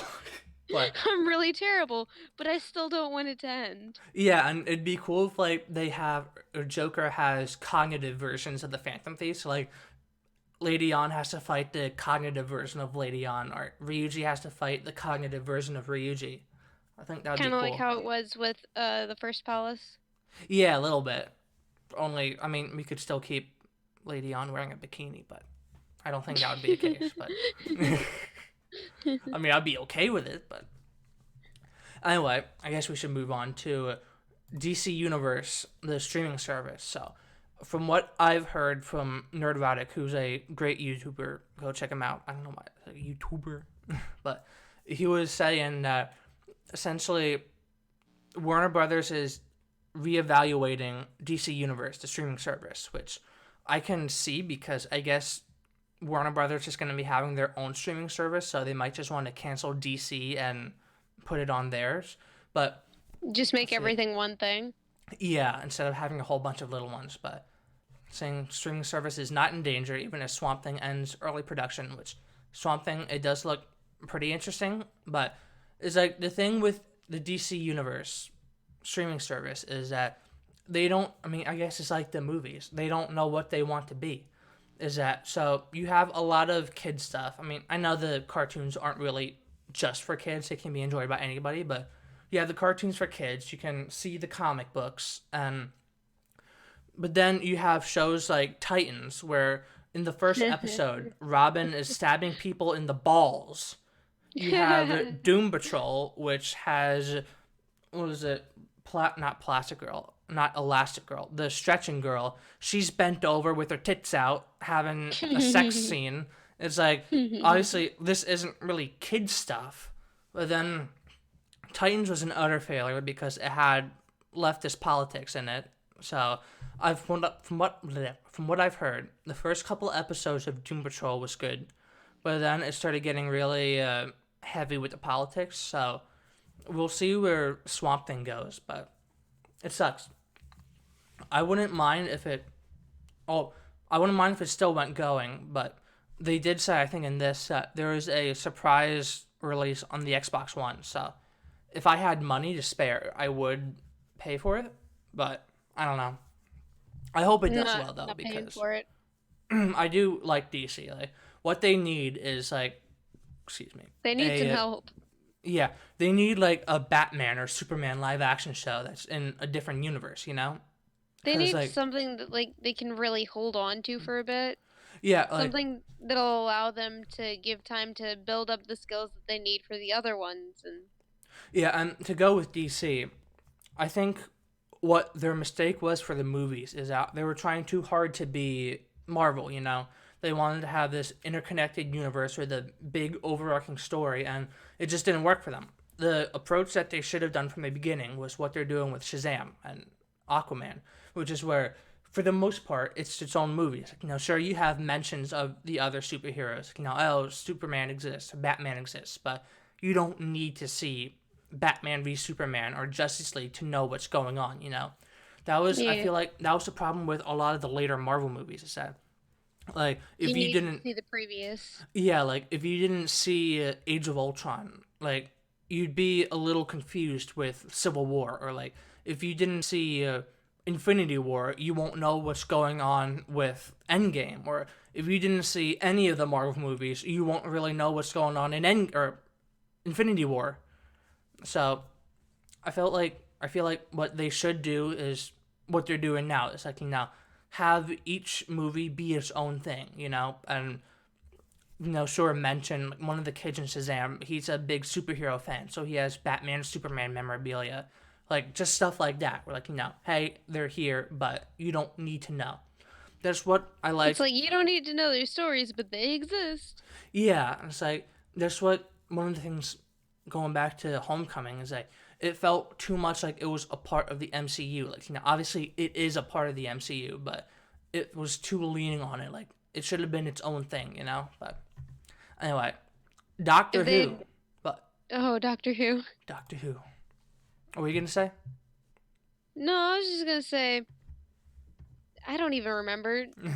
I'm having some real problems over here. Join the crowd. No, it's So just you kept saying earlier, and I said take a shot every time you. the Oh, Mandalorian. oh nope! Now I gotta take another one. All right. Well, Don't drink underaged. yeah. So, are you much of a Doctor Who fan? Yes. All right.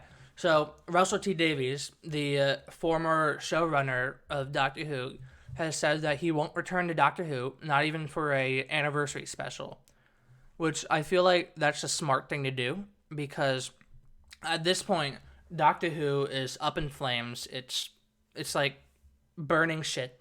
So you don't want to ruin your legacy. Like, you had an amazing run in the past. Just let it be. Accept it for what it is. But anyway, it's been over 14 years since Doctor Who made its big 21st century comeback when showrunner R.T. Davis successfully established a new era for the Time Lord. However, despite earning God Doctor like status among Whovians after his 5 years helming the BBC show, Davies has vowed not to write another episode. Speaking about a possible return to Who at the, I thought that said FBI, BFI and Radio Times' television festival, Davies told us a comeback will never be on the cards, even if he had the opportunity to write a special, Doctor Who 60th anniversary special. That's crazy, 60. It'll be like coming back to a job I did 10 years ago, wouldn't it? Who would do that? Seems like Davies's view,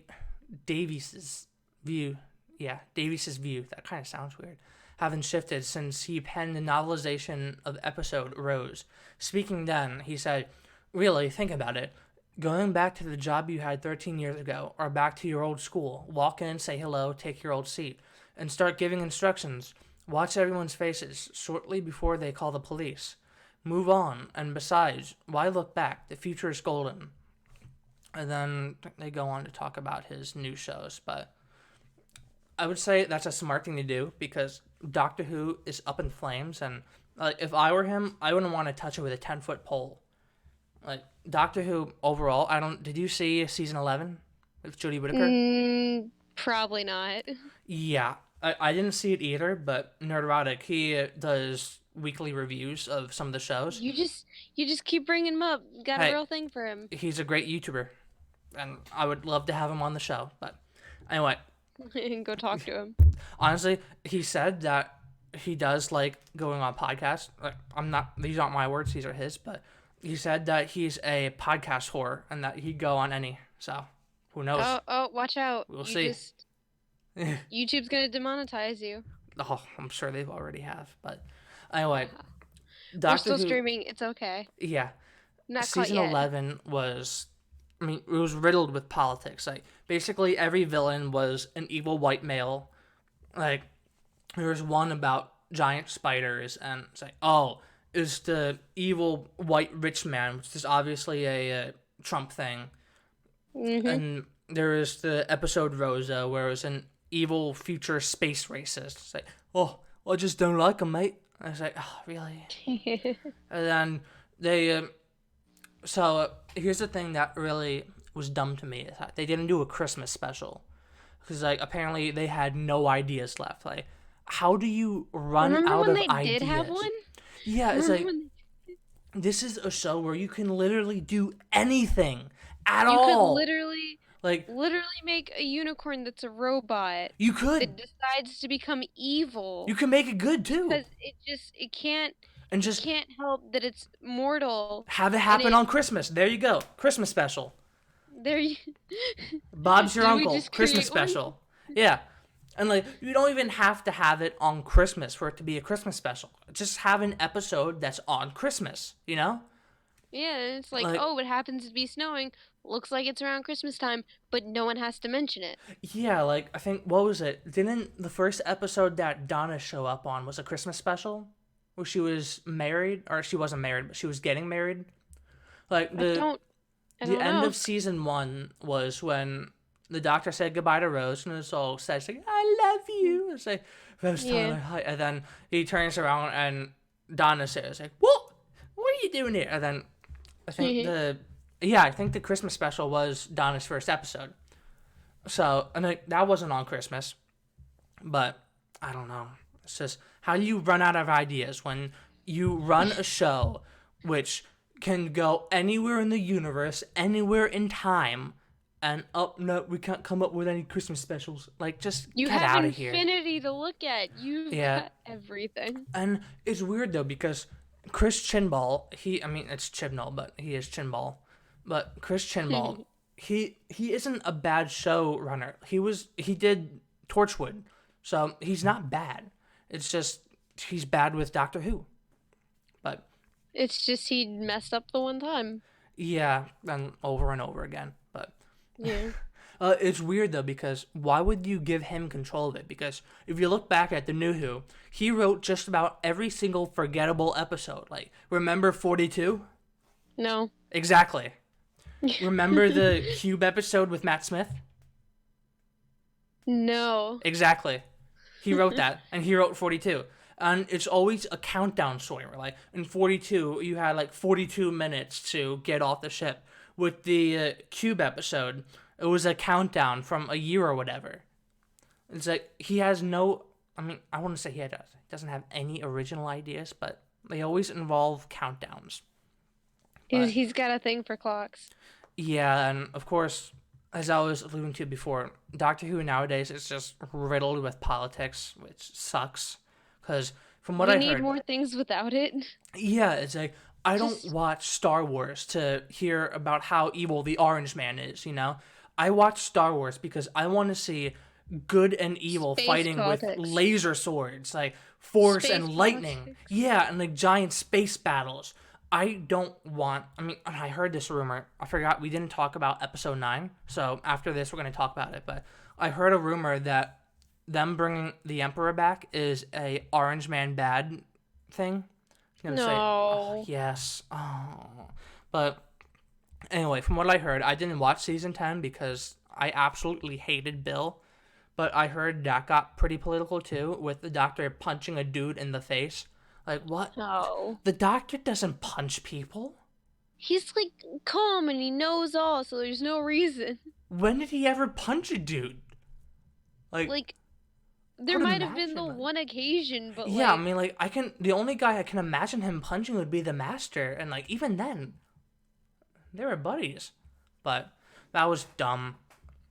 I honestly didn't like. I feel so bad for Peter Capaldi because he was a great doctor who was constantly given bad scripts.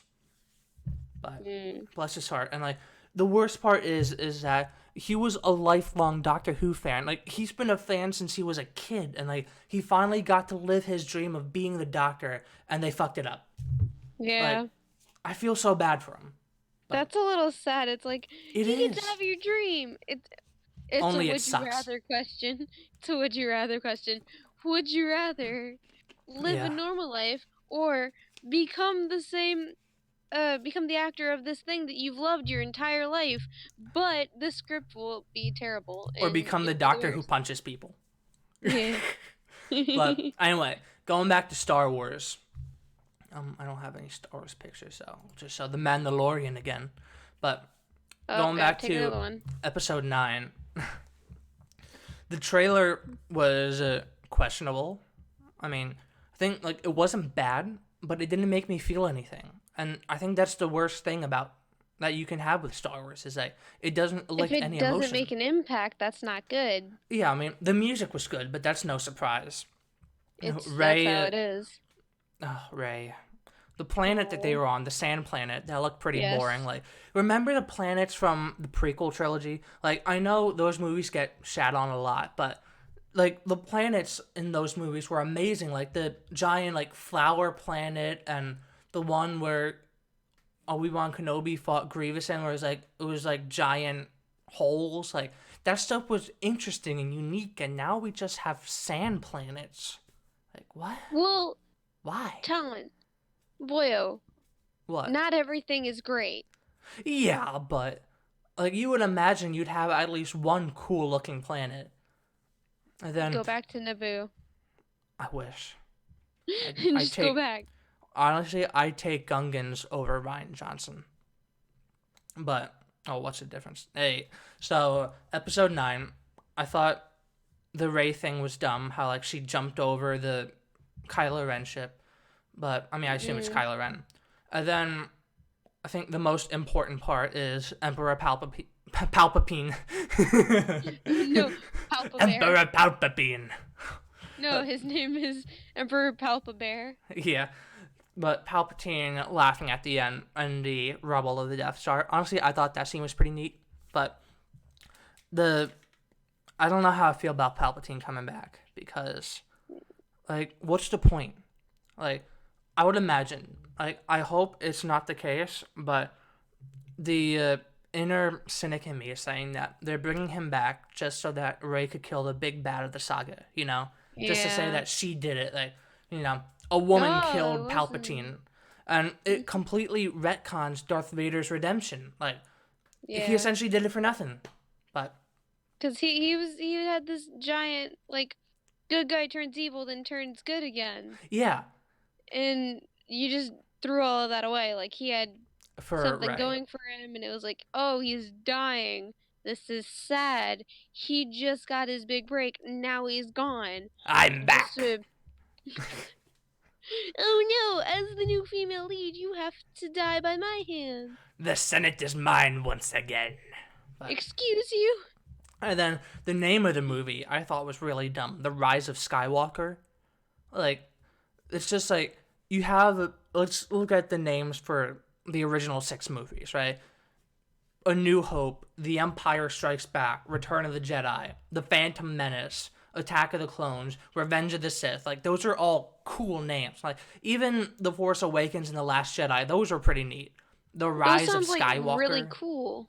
But like Yeah, and supposedly, rumor has it that they're not going to be called the Jedi anymore. They're going to be called the Skywalkers. It's like, oh, what? no.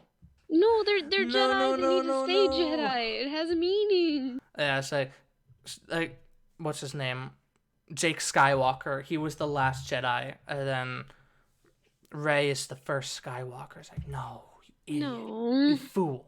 Honestly, the Last Jedi, that was a burning poop. Like, what they did to Luke Skywalker was really They unforgivable. messed him over. They made him into an angry alien titty milk drinking old man who, like, think That's about. the best part of the movie, though. It's like, well, think about it. Like, in the original trilogy, his father, at that point, Darth Vader was pure evil. Like, he was Yep. gone. But even despite that, he never gave up hope that he could bring his father back. Like, just a quick glance, like, I sense a little bit of dark side in my nephew, my sister's son. Let me just kill him. Like, what? What? How did we go from point A to point Z? Like, what happened? Then That's just what you gotta do, you know. Your sister's son, he seems a little evil. I mean, he's been torturing them babies. Gotta go murder. he had some bad thoughts. Time to kill him. He thought he liked a girl for the first time. Yeah. Evil.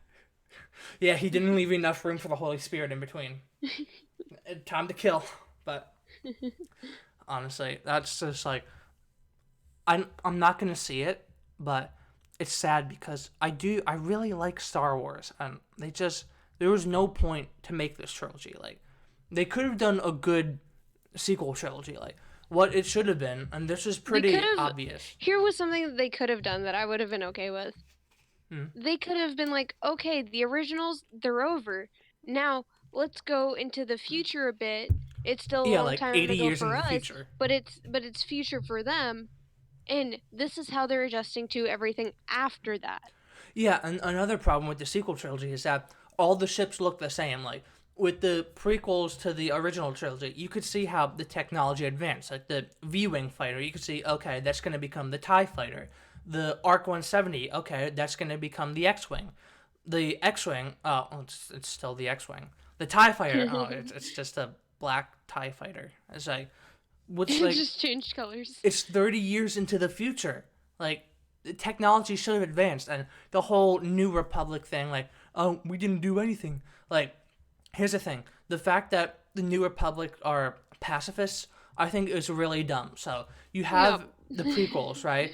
So Yeah. essentially, they let an evil Sith Lord take them over from the beginning or from the inside, and they became the Empire, and the Republic was destroyed. The Jedi were completely, or not completely, but nearly wiped out.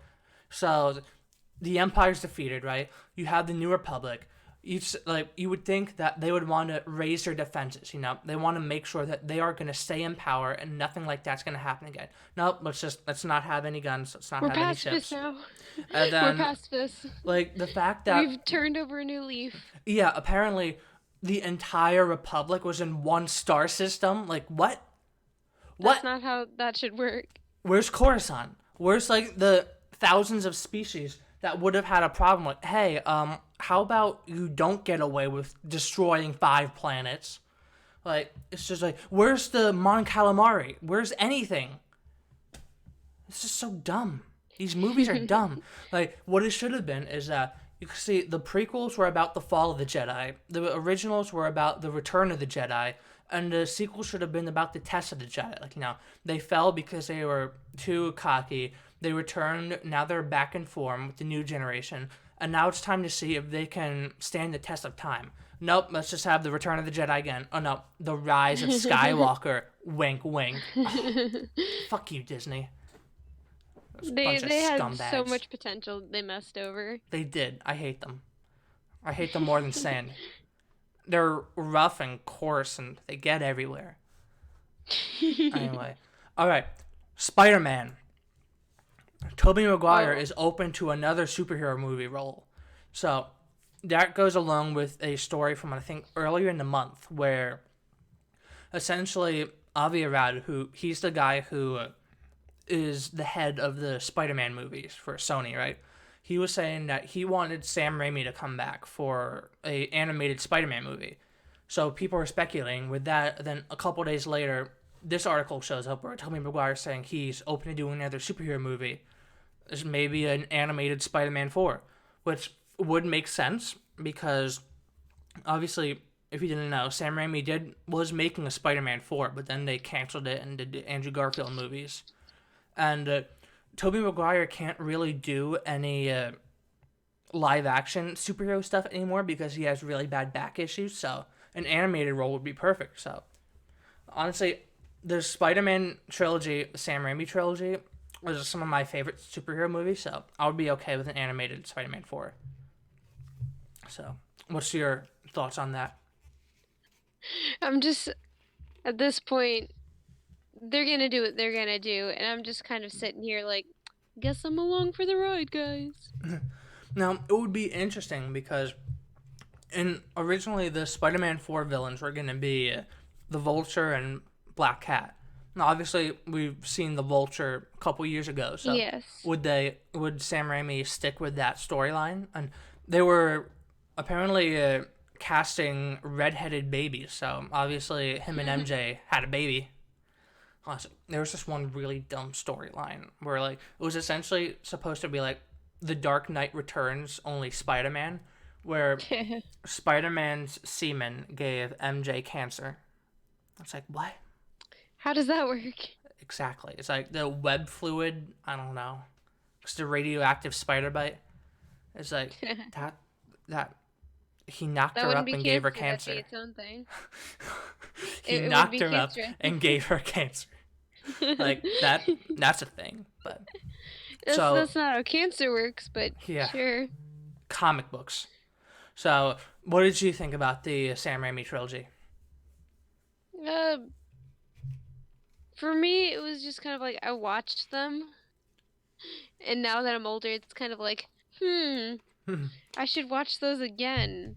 Oh because boy, I'm yeah. pretty sure I'm not gonna think the same thing.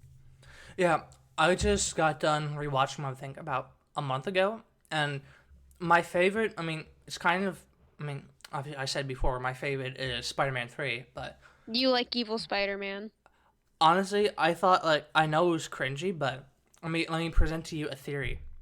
It was supposed to be cringy. So, in the trilogy movies, obviously Peter Parker is a very dorky, dweebish loser. You know, like Yes. he's like the 1960s one. So he gets the symbiote suit, and he's just trying, like, he does what he thinks is cool. So he thinks like the dancing, the finger guns, all that stuff is cool. When in reality, it's Playing with not fidget cool. spinners. Yeah, like it's not cool, and like I think that was the point. It was to show like he's trying to be cool, but he's utterly failing. But He doesn't know what cool is anymore. yeah, and I think the main issues I really had with Spider-Man 3 was Gwen Stacy, because that was not Gwen Stacy at all, and Gwen Stacy's one of my favorites, so that was hard, but in more ways than one. But no, I didn't like Gwen Stacy. I didn't really like how they portrayed Peter Parker in this, like how he openly kissed Gwen in front of MJ. I thought that was like, oh, that's kind of out of character, but Spider-Man That's not 2, normal. yeah, I know for most people, Spider Man 2's their favorite. Like, I definitely like it, but. No, wait, what? Excuse me. Oof. I'll say That's this, what I happens liked when it, you but it drink. wasn't my favorite. Yeah, I think obviously the best parts were Pizza Time and. Pizza Time. And the train scene. I did like how how Aunt May reacted to the news. Where, like, Peter sits her down and says, Uncle Ben died because of me. And, like, she was like, oh, I I forgive could have you. stopped it. And, like, she was silent, and then she walked up and left. So like, that seems like a reasonable response to figure the knowledge that your beloved nephew, practically your son, could have saved the love of your life, but he didn't. I mean, of course, it wasn't like, he knew Uncle Ben was going to die, but still. I thought that was a good scene, but Xander has a comment you might want to look at. oh boy, we're gonna get some live action chatteroony. Oh, okay. Raimi, or however you spell it, Spider Man never worked for me. That's fine. So, oh my gosh, it's a constant. Oh no. So, what were your favorite Spider Man movies, Xander? I Oh, you too. oh well, I was about to say if you're gonna say just Xander, then okay, but uh, I've already said I liked Homecoming a little bit just because Tom Holland is doing good as Spider-Man. That was the Yeah. only reason why I liked it. Oh yeah, and sorry to cut you off, but I also really liked the first Spider-Man one, which I feel like a lot of people are kind of like, it's okay. But like, that was one of my favorites. I loved Green Goblin in it. I loved the overacting, like, with Emma, those eyes, those horrible yellow eyes. I thought that stuff was great. Like, it felt like a comic book movie. Like with Alita, I don't know if you saw Alita: Battle Angel. No. It was a interpretation of an anime, and like it felt like a live action anime movie. Like, the dialogue felt very anime, and with the original Spider-Man movies, especially Spider-Man 1, like it felt like a comic book movie. Like, See, you that could. was Hmm? that was actually the one I liked the most was the first one. Yeah. And like I just like how the dialogue in the movie, like you could see it being on a comic book page, like the end where what's his name, Harry Osborn's like, I'll never forgive Spider-Man. Like, yeah, I could see that in the comic book, and I really liked James Franco in those movies. I thought he did a good job. But the memes, I've recently found the Raimi memes subreddit, and it's great. It's honestly great. But then, what is your opinion on the Amazing Spider-Man movies? The Andrew Garfield. I thought it was okay. Yeah, I mean, I didn't like. I mean, it was a thing with a lot of these movies. You're like, after I see them, it's like, oh yeah, I liked it. But the more I think about it, it's like the more, eh. But It's like, well, I mean, the first time you watch it, it's like, yes, and then just over time, it's not aging very well. yeah, and it's like I can understand that Mark Webb wanted to go with a more grounded version of Spider-Man, but of course, studio interference is the bane of all Spooperman of all Spider-Man movies. Spooderman movies. But Spooperman. let's see, that was the problem with Spider-Man 3 is that he didn't want Venom in it. I think arguably Venom is in all the worst parts of the movies. So if he wasn't in it, I think it would have been a lot better. But with Spider-Man 1, I thought it was interesting how they kind of made him a villain for the first half. Like, he was torturing the criminals, trying to find who killed Uncle Ben, webbing their How dare balls. you guys be evil? Yeah. And I think the one great scene from that movie was the bridge scene where obviously the car with the kid's gonna fall down, so he takes off his mask to try to comfort the kid. Like, that's when he really becomes Spider-Man. I thought that was a nice scene. And then Amazing Spider-Man 2, that was pretty poo. Mm. The Green Goblin and that was dumb. The hair, it's like emo. We had emo Peter Parker, now we have emo Harry Osborn. And I guess now with Homecoming we have emo MJ, so it's come full circle. But Gotta get all the emos. then there was only really one great scene in Amazing Spider-Man 2, which is when Gwen Stacy dies. I'd say that was one of the best scenes in that whole That was thing. all you ever wanted? Oh, cause like since I'm familiar with the comic book stuff, I knew that Green Goblin killed Gwen Stacy. So when I saw in the second one, well, when I first saw Amazing Spider-Man, I knew when she was a love interest, oh well, they're gonna have to kill her off in the end. But so when I saw that Green Goblin was gonna be in Amazing Spider-Man 2, it's like, oh, here it goes, here we're going. But You're like, I'm ready for this. and I thought it was really good. I mean, a month ago, I watched a motion comic version of the death of Gwen Stacy. And it's interesting to see the differences between how comics are wrote now versus like the 80s or the 70s. But Yeah. I thought it was pretty faithful to kind of. As not Gwen faithful Stacy. as they get. Yeah, as faithful as you can get with an emo Green Goblin. But apart from that, like, I appreciate the idea of him stopping being Spider-Man after her death, but he was only not Spider-Man for like what, 5, 10 minutes, 15. With Spider-Man 2, when he stopped being Spider-Man, it was for like half the movie, for like 30 minutes, you know? So it actually felt like he wasn't Spider-Man for a while. So when he came back, I was like, yeah, he's back. I was like, 15 minutes later, oh, he's back. Yeah, but Oh, great. yeah, then obviously I said my opinions on Homecoming. So let's see, what is next? The Halo Showtime show.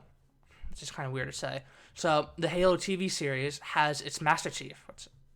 This isn't a great picture of him, but it's okay. Pablo Schreiber as its Master Chief for its long gestating Halo TV series. I don't know that word, but Schreiber. Yeah, Schreiber will play the lead character who is described as Earth's most advanced warrior in the 26th century. Like yada yada yada. Let's see if this is. So this little thing kind of concerns me a little bit. Showtime also cast Australian actress Yeren Ha, who will play Quan Ah, a new character created just for the TV series. Quan Ah is the shrewd, audacious 16-year-old from the Outer Colonies who meets Master Chief at a fateful time for them both. And in a different article, it says, it changes both their lives. Like, that's... Oh, wow. I mean, with Master Chief, that's very thin lines about having I don't know. I think because of all the stuff that's been happening recently, like, I'm just very sensitive to everything or anything that can look like identity politics, So having, or on the face value of having a person, it's so weird. Like, people nowadays call people of different races people of color when, like, a couple decades ago, it was like the worst thing ever to call them colored people, and it's essentially the same thing. But to have a person of color change, a young one, change the life of the stoic white male hero, like, I don't know. I mean, maybe I'm just looking into it too much, but I At just some got a point, it bad just feeling needs about it. to. It needs to stop being like that. It just needs to be like everyone's a human being. Yeah, like, just We get focus on the it. characters. Don't focus on their skin color or gender or sexuality. But let's see, does Xander have anything to say about it? Never take it No, off. he's Keep the just helmet. correcting my spelling. He's just correcting my spelling. Nothing to worry there. I'm talking about the Asian actress for the show, Xander. The one who's playing the 16-year-old. Oh my gosh, it's getting worse. It's like the constant, like, the screen is getting smaller. But anyway, we did the Showtime. I, I mean, I don't think you're much of a Star Trek person, right, Kitty? Actually, I've watched every Star Trek. Oh, okay. Well, then this shall be. It's Well, like you know what I I mean, haven't Xander. watched all the Star Wars, but I have watched Star Trek. All right, so I don't know if you've heard about the lawsuit with Anas Abdin with Star Trek Mhm. Discovery. Have you? Uh, not a whole lot, but yeah. All right, so since you don't know about it, Xander, and anybody who watches in the future, essentially, Anas Abdin had made this point and click adventure game where I'll see. Wait, I'll skim through it. Shout out another time for Nerdrotic, but let me see if I can. You just love him so much, Talon. I Like, do. Okay, so here's essentially the comparison. So you have his character Natasha, then Tilly. I think I don't know what that is. It's too blurry. But then the main character, you have the Tardigrade, which the point and click adventure game is called Tardigrade, and you have the Tardigrade, which uses the same purpose of going through time or not time, going to space travel instantly. You have the mhm. two gay characters. Now, I don't know if it's just hard from the way it's drawn, but let's just say they're a person of color. Then the blonde person, they're gay for each other. And then you have the blue tardigrade sparkle effects. And it's suspicious. But let's see. Anas Abdin has provided a new update on his tardigrades lawsuit against CBS's Star Trek Discovery.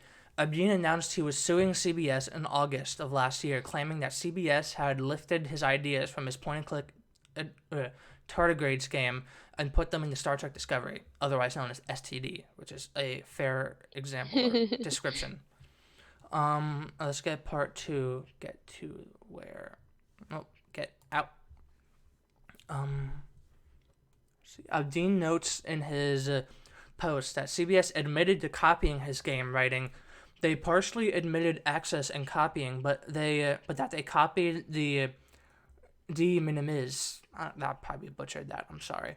The allowable amount and scenes affair, common scenes in specific genres or common scenes in a specific genre or theme." He explains they made this argument after they said that they did nothing wrong. The obvious, I did How nothing dare wrong. you do something wrong? And that my complaint and the lawsuit is frivolous, with which the court later ruled in my favor for this part. After admitting they copied his work, notes CBS's lawyers, Wook Hwang and Jonathan Zavin, then argued that what they copied has no similarities. No similarities. What was it? That picture you put up like a few Yeah, seconds ago. no similarities. Hmm. No similarities. Let's see. No similarities. All He of those then notes pictures. that CBS is now arguing that they did not copy because we came with our ideas independently. Yeah. It's like the meme from The Room. Like, I did not do it. I did not kill her. I did not. Oh hi, Mark. I did not copy you. I did not do it. Oh hi, Anas.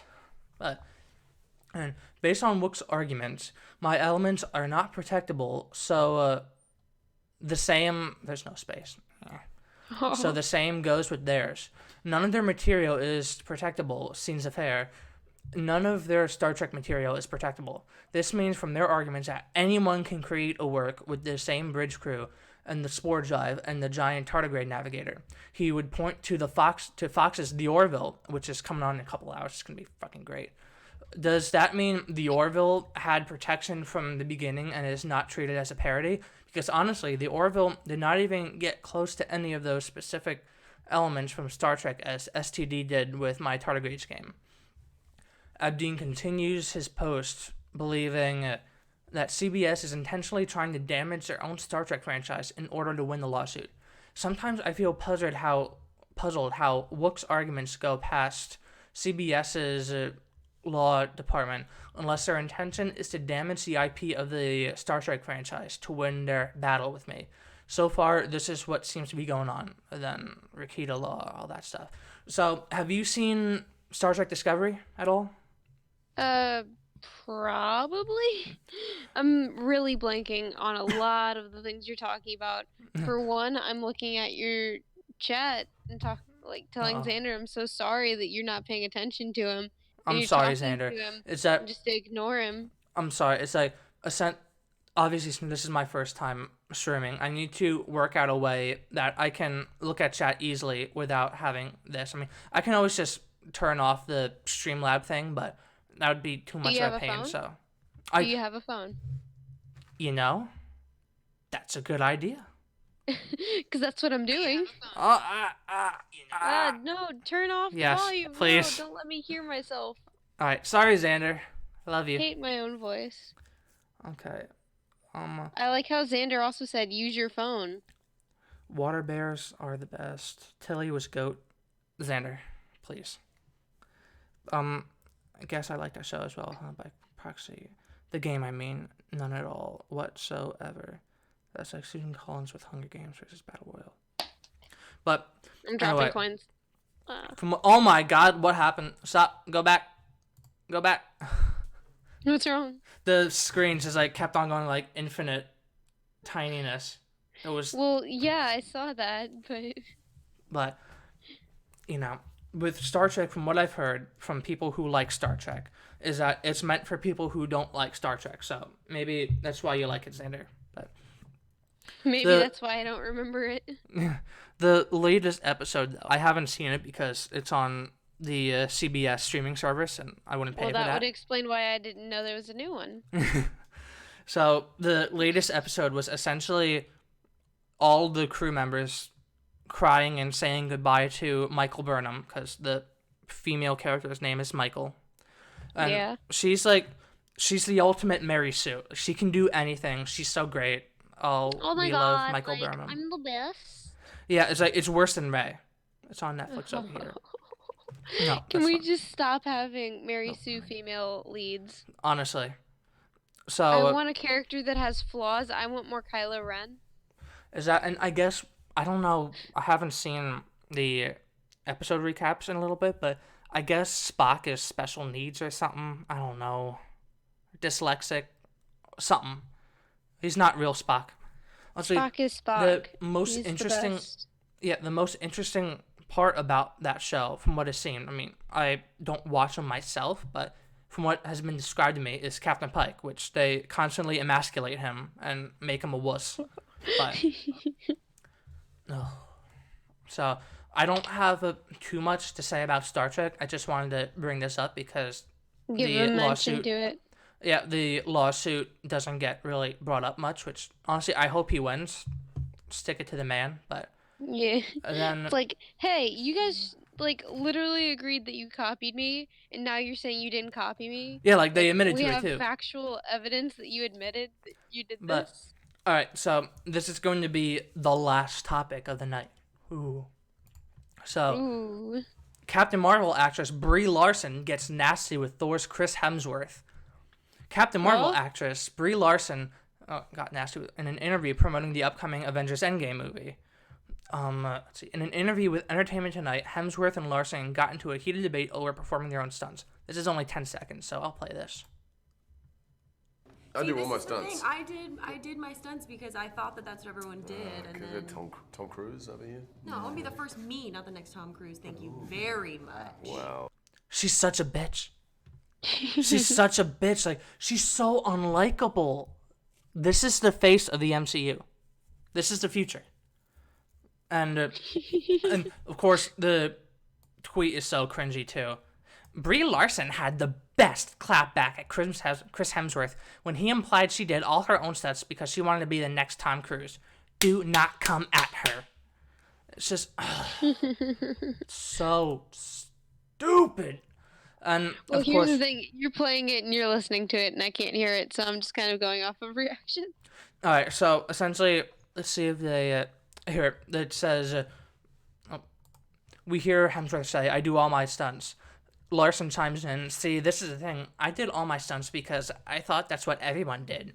Hemsworth then ribs her, obviously, kind of like, not shit talking, but kind of like how me, you, Chase, Xander kind of talk to each other, Yeah. kind of Tom Cruise over here. And she snaps and says, "No, I'll be the first me, not the next Tom Cruise. Thank you very much." Like, she says it like that, too. Well, does she not? Well, here's the Like, thing, though, is that that's a she's coming into compliment. this. Yeah, but she's coming into this pre-existing family of like, with how Marvel actors are, they're naturally like they joke with each other. They do it on sets. They have these different videos that they all film together and post onto social media where they're just joking around and having fun. They do these little skits. They have actual jokes with each other. They'll go and they'll be on Oh, he's interviews awake. and they'll do similar things.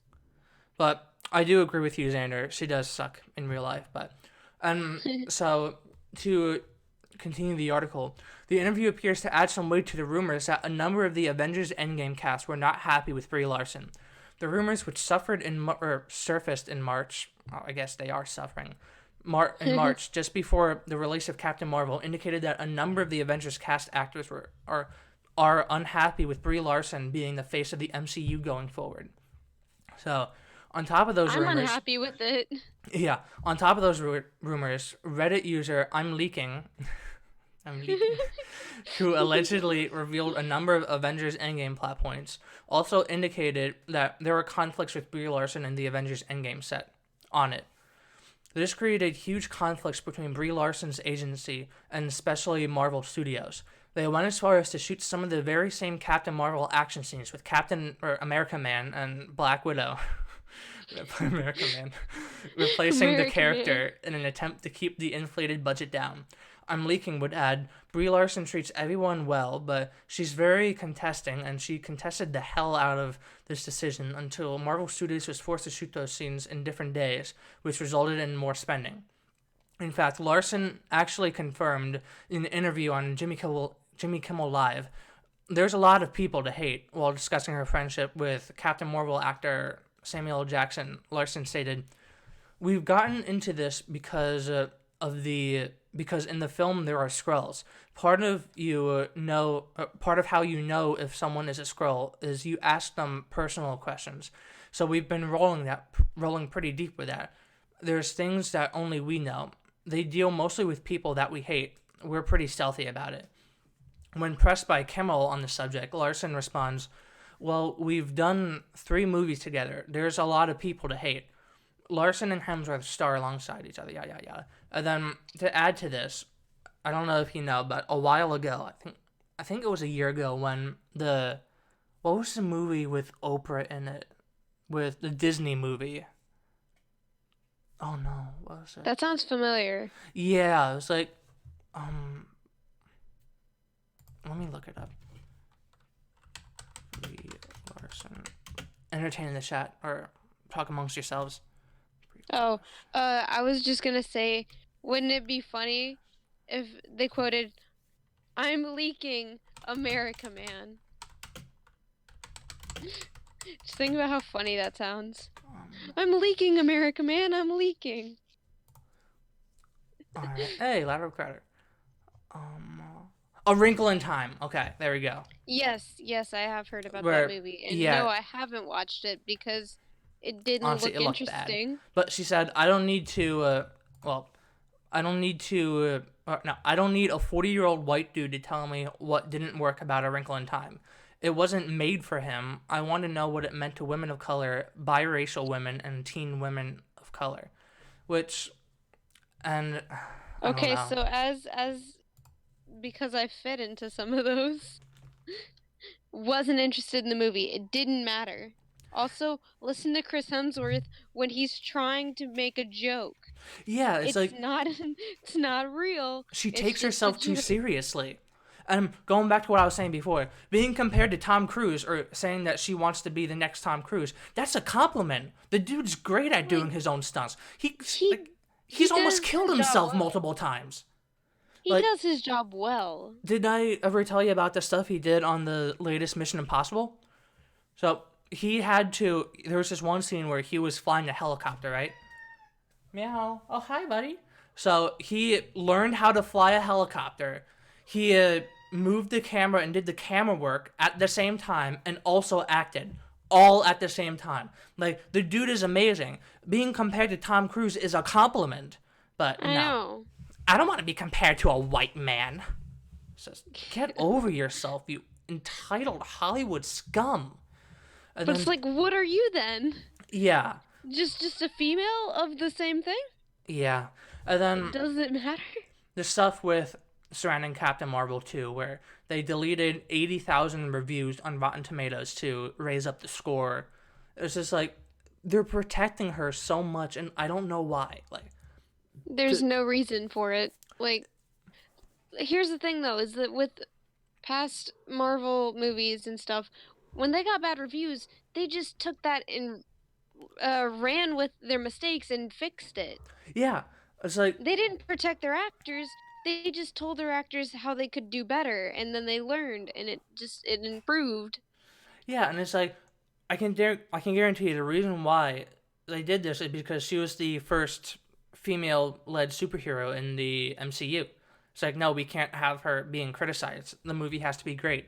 And I think I can guarantee you if the same thing was similar with Black Panther, like if a lot of people did not like Black Panther and they were leaving negative reviews, the same thing would A happen. lot of people didn't like Black Panther. Yeah, I guess enough did that the score was decent, but I don't know. It's just this whole It thing is wasn't dumb. impactful. And let's see how well Captain Marvel 2 does when it's not hinging like, they didn't advertise it like this, but it was really implied, like, since she was in the end credit scene of Infinity War, like, oh, let's see how this plays into Endgame. It's the last Marvel movie before Endgame comes out. Like, let's see how she does, or how Captain Marvel does without the Avengers Endgame hype. We'll see. But anyway, I think that's gonna wrap it up for today. God, About 2 hours. God. You said an hour. I'm going crazy. You're I going have- crazy. I've been sitting here this whole time trying to just think about life and how all of this stuff is connecting to each other, and No, you don't understand. So I'm wearing my computer glasses right now, right?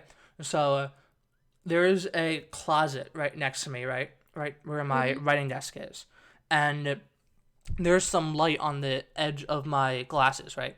So I looked over and I thought the closet door was opening and there was like some kind of light coming from it. It's like, what the fuck is going on? It's like, oh, it actually made my heart stop. I'm going crazy. So let me end it we've here. been sitting here too long. Yeah.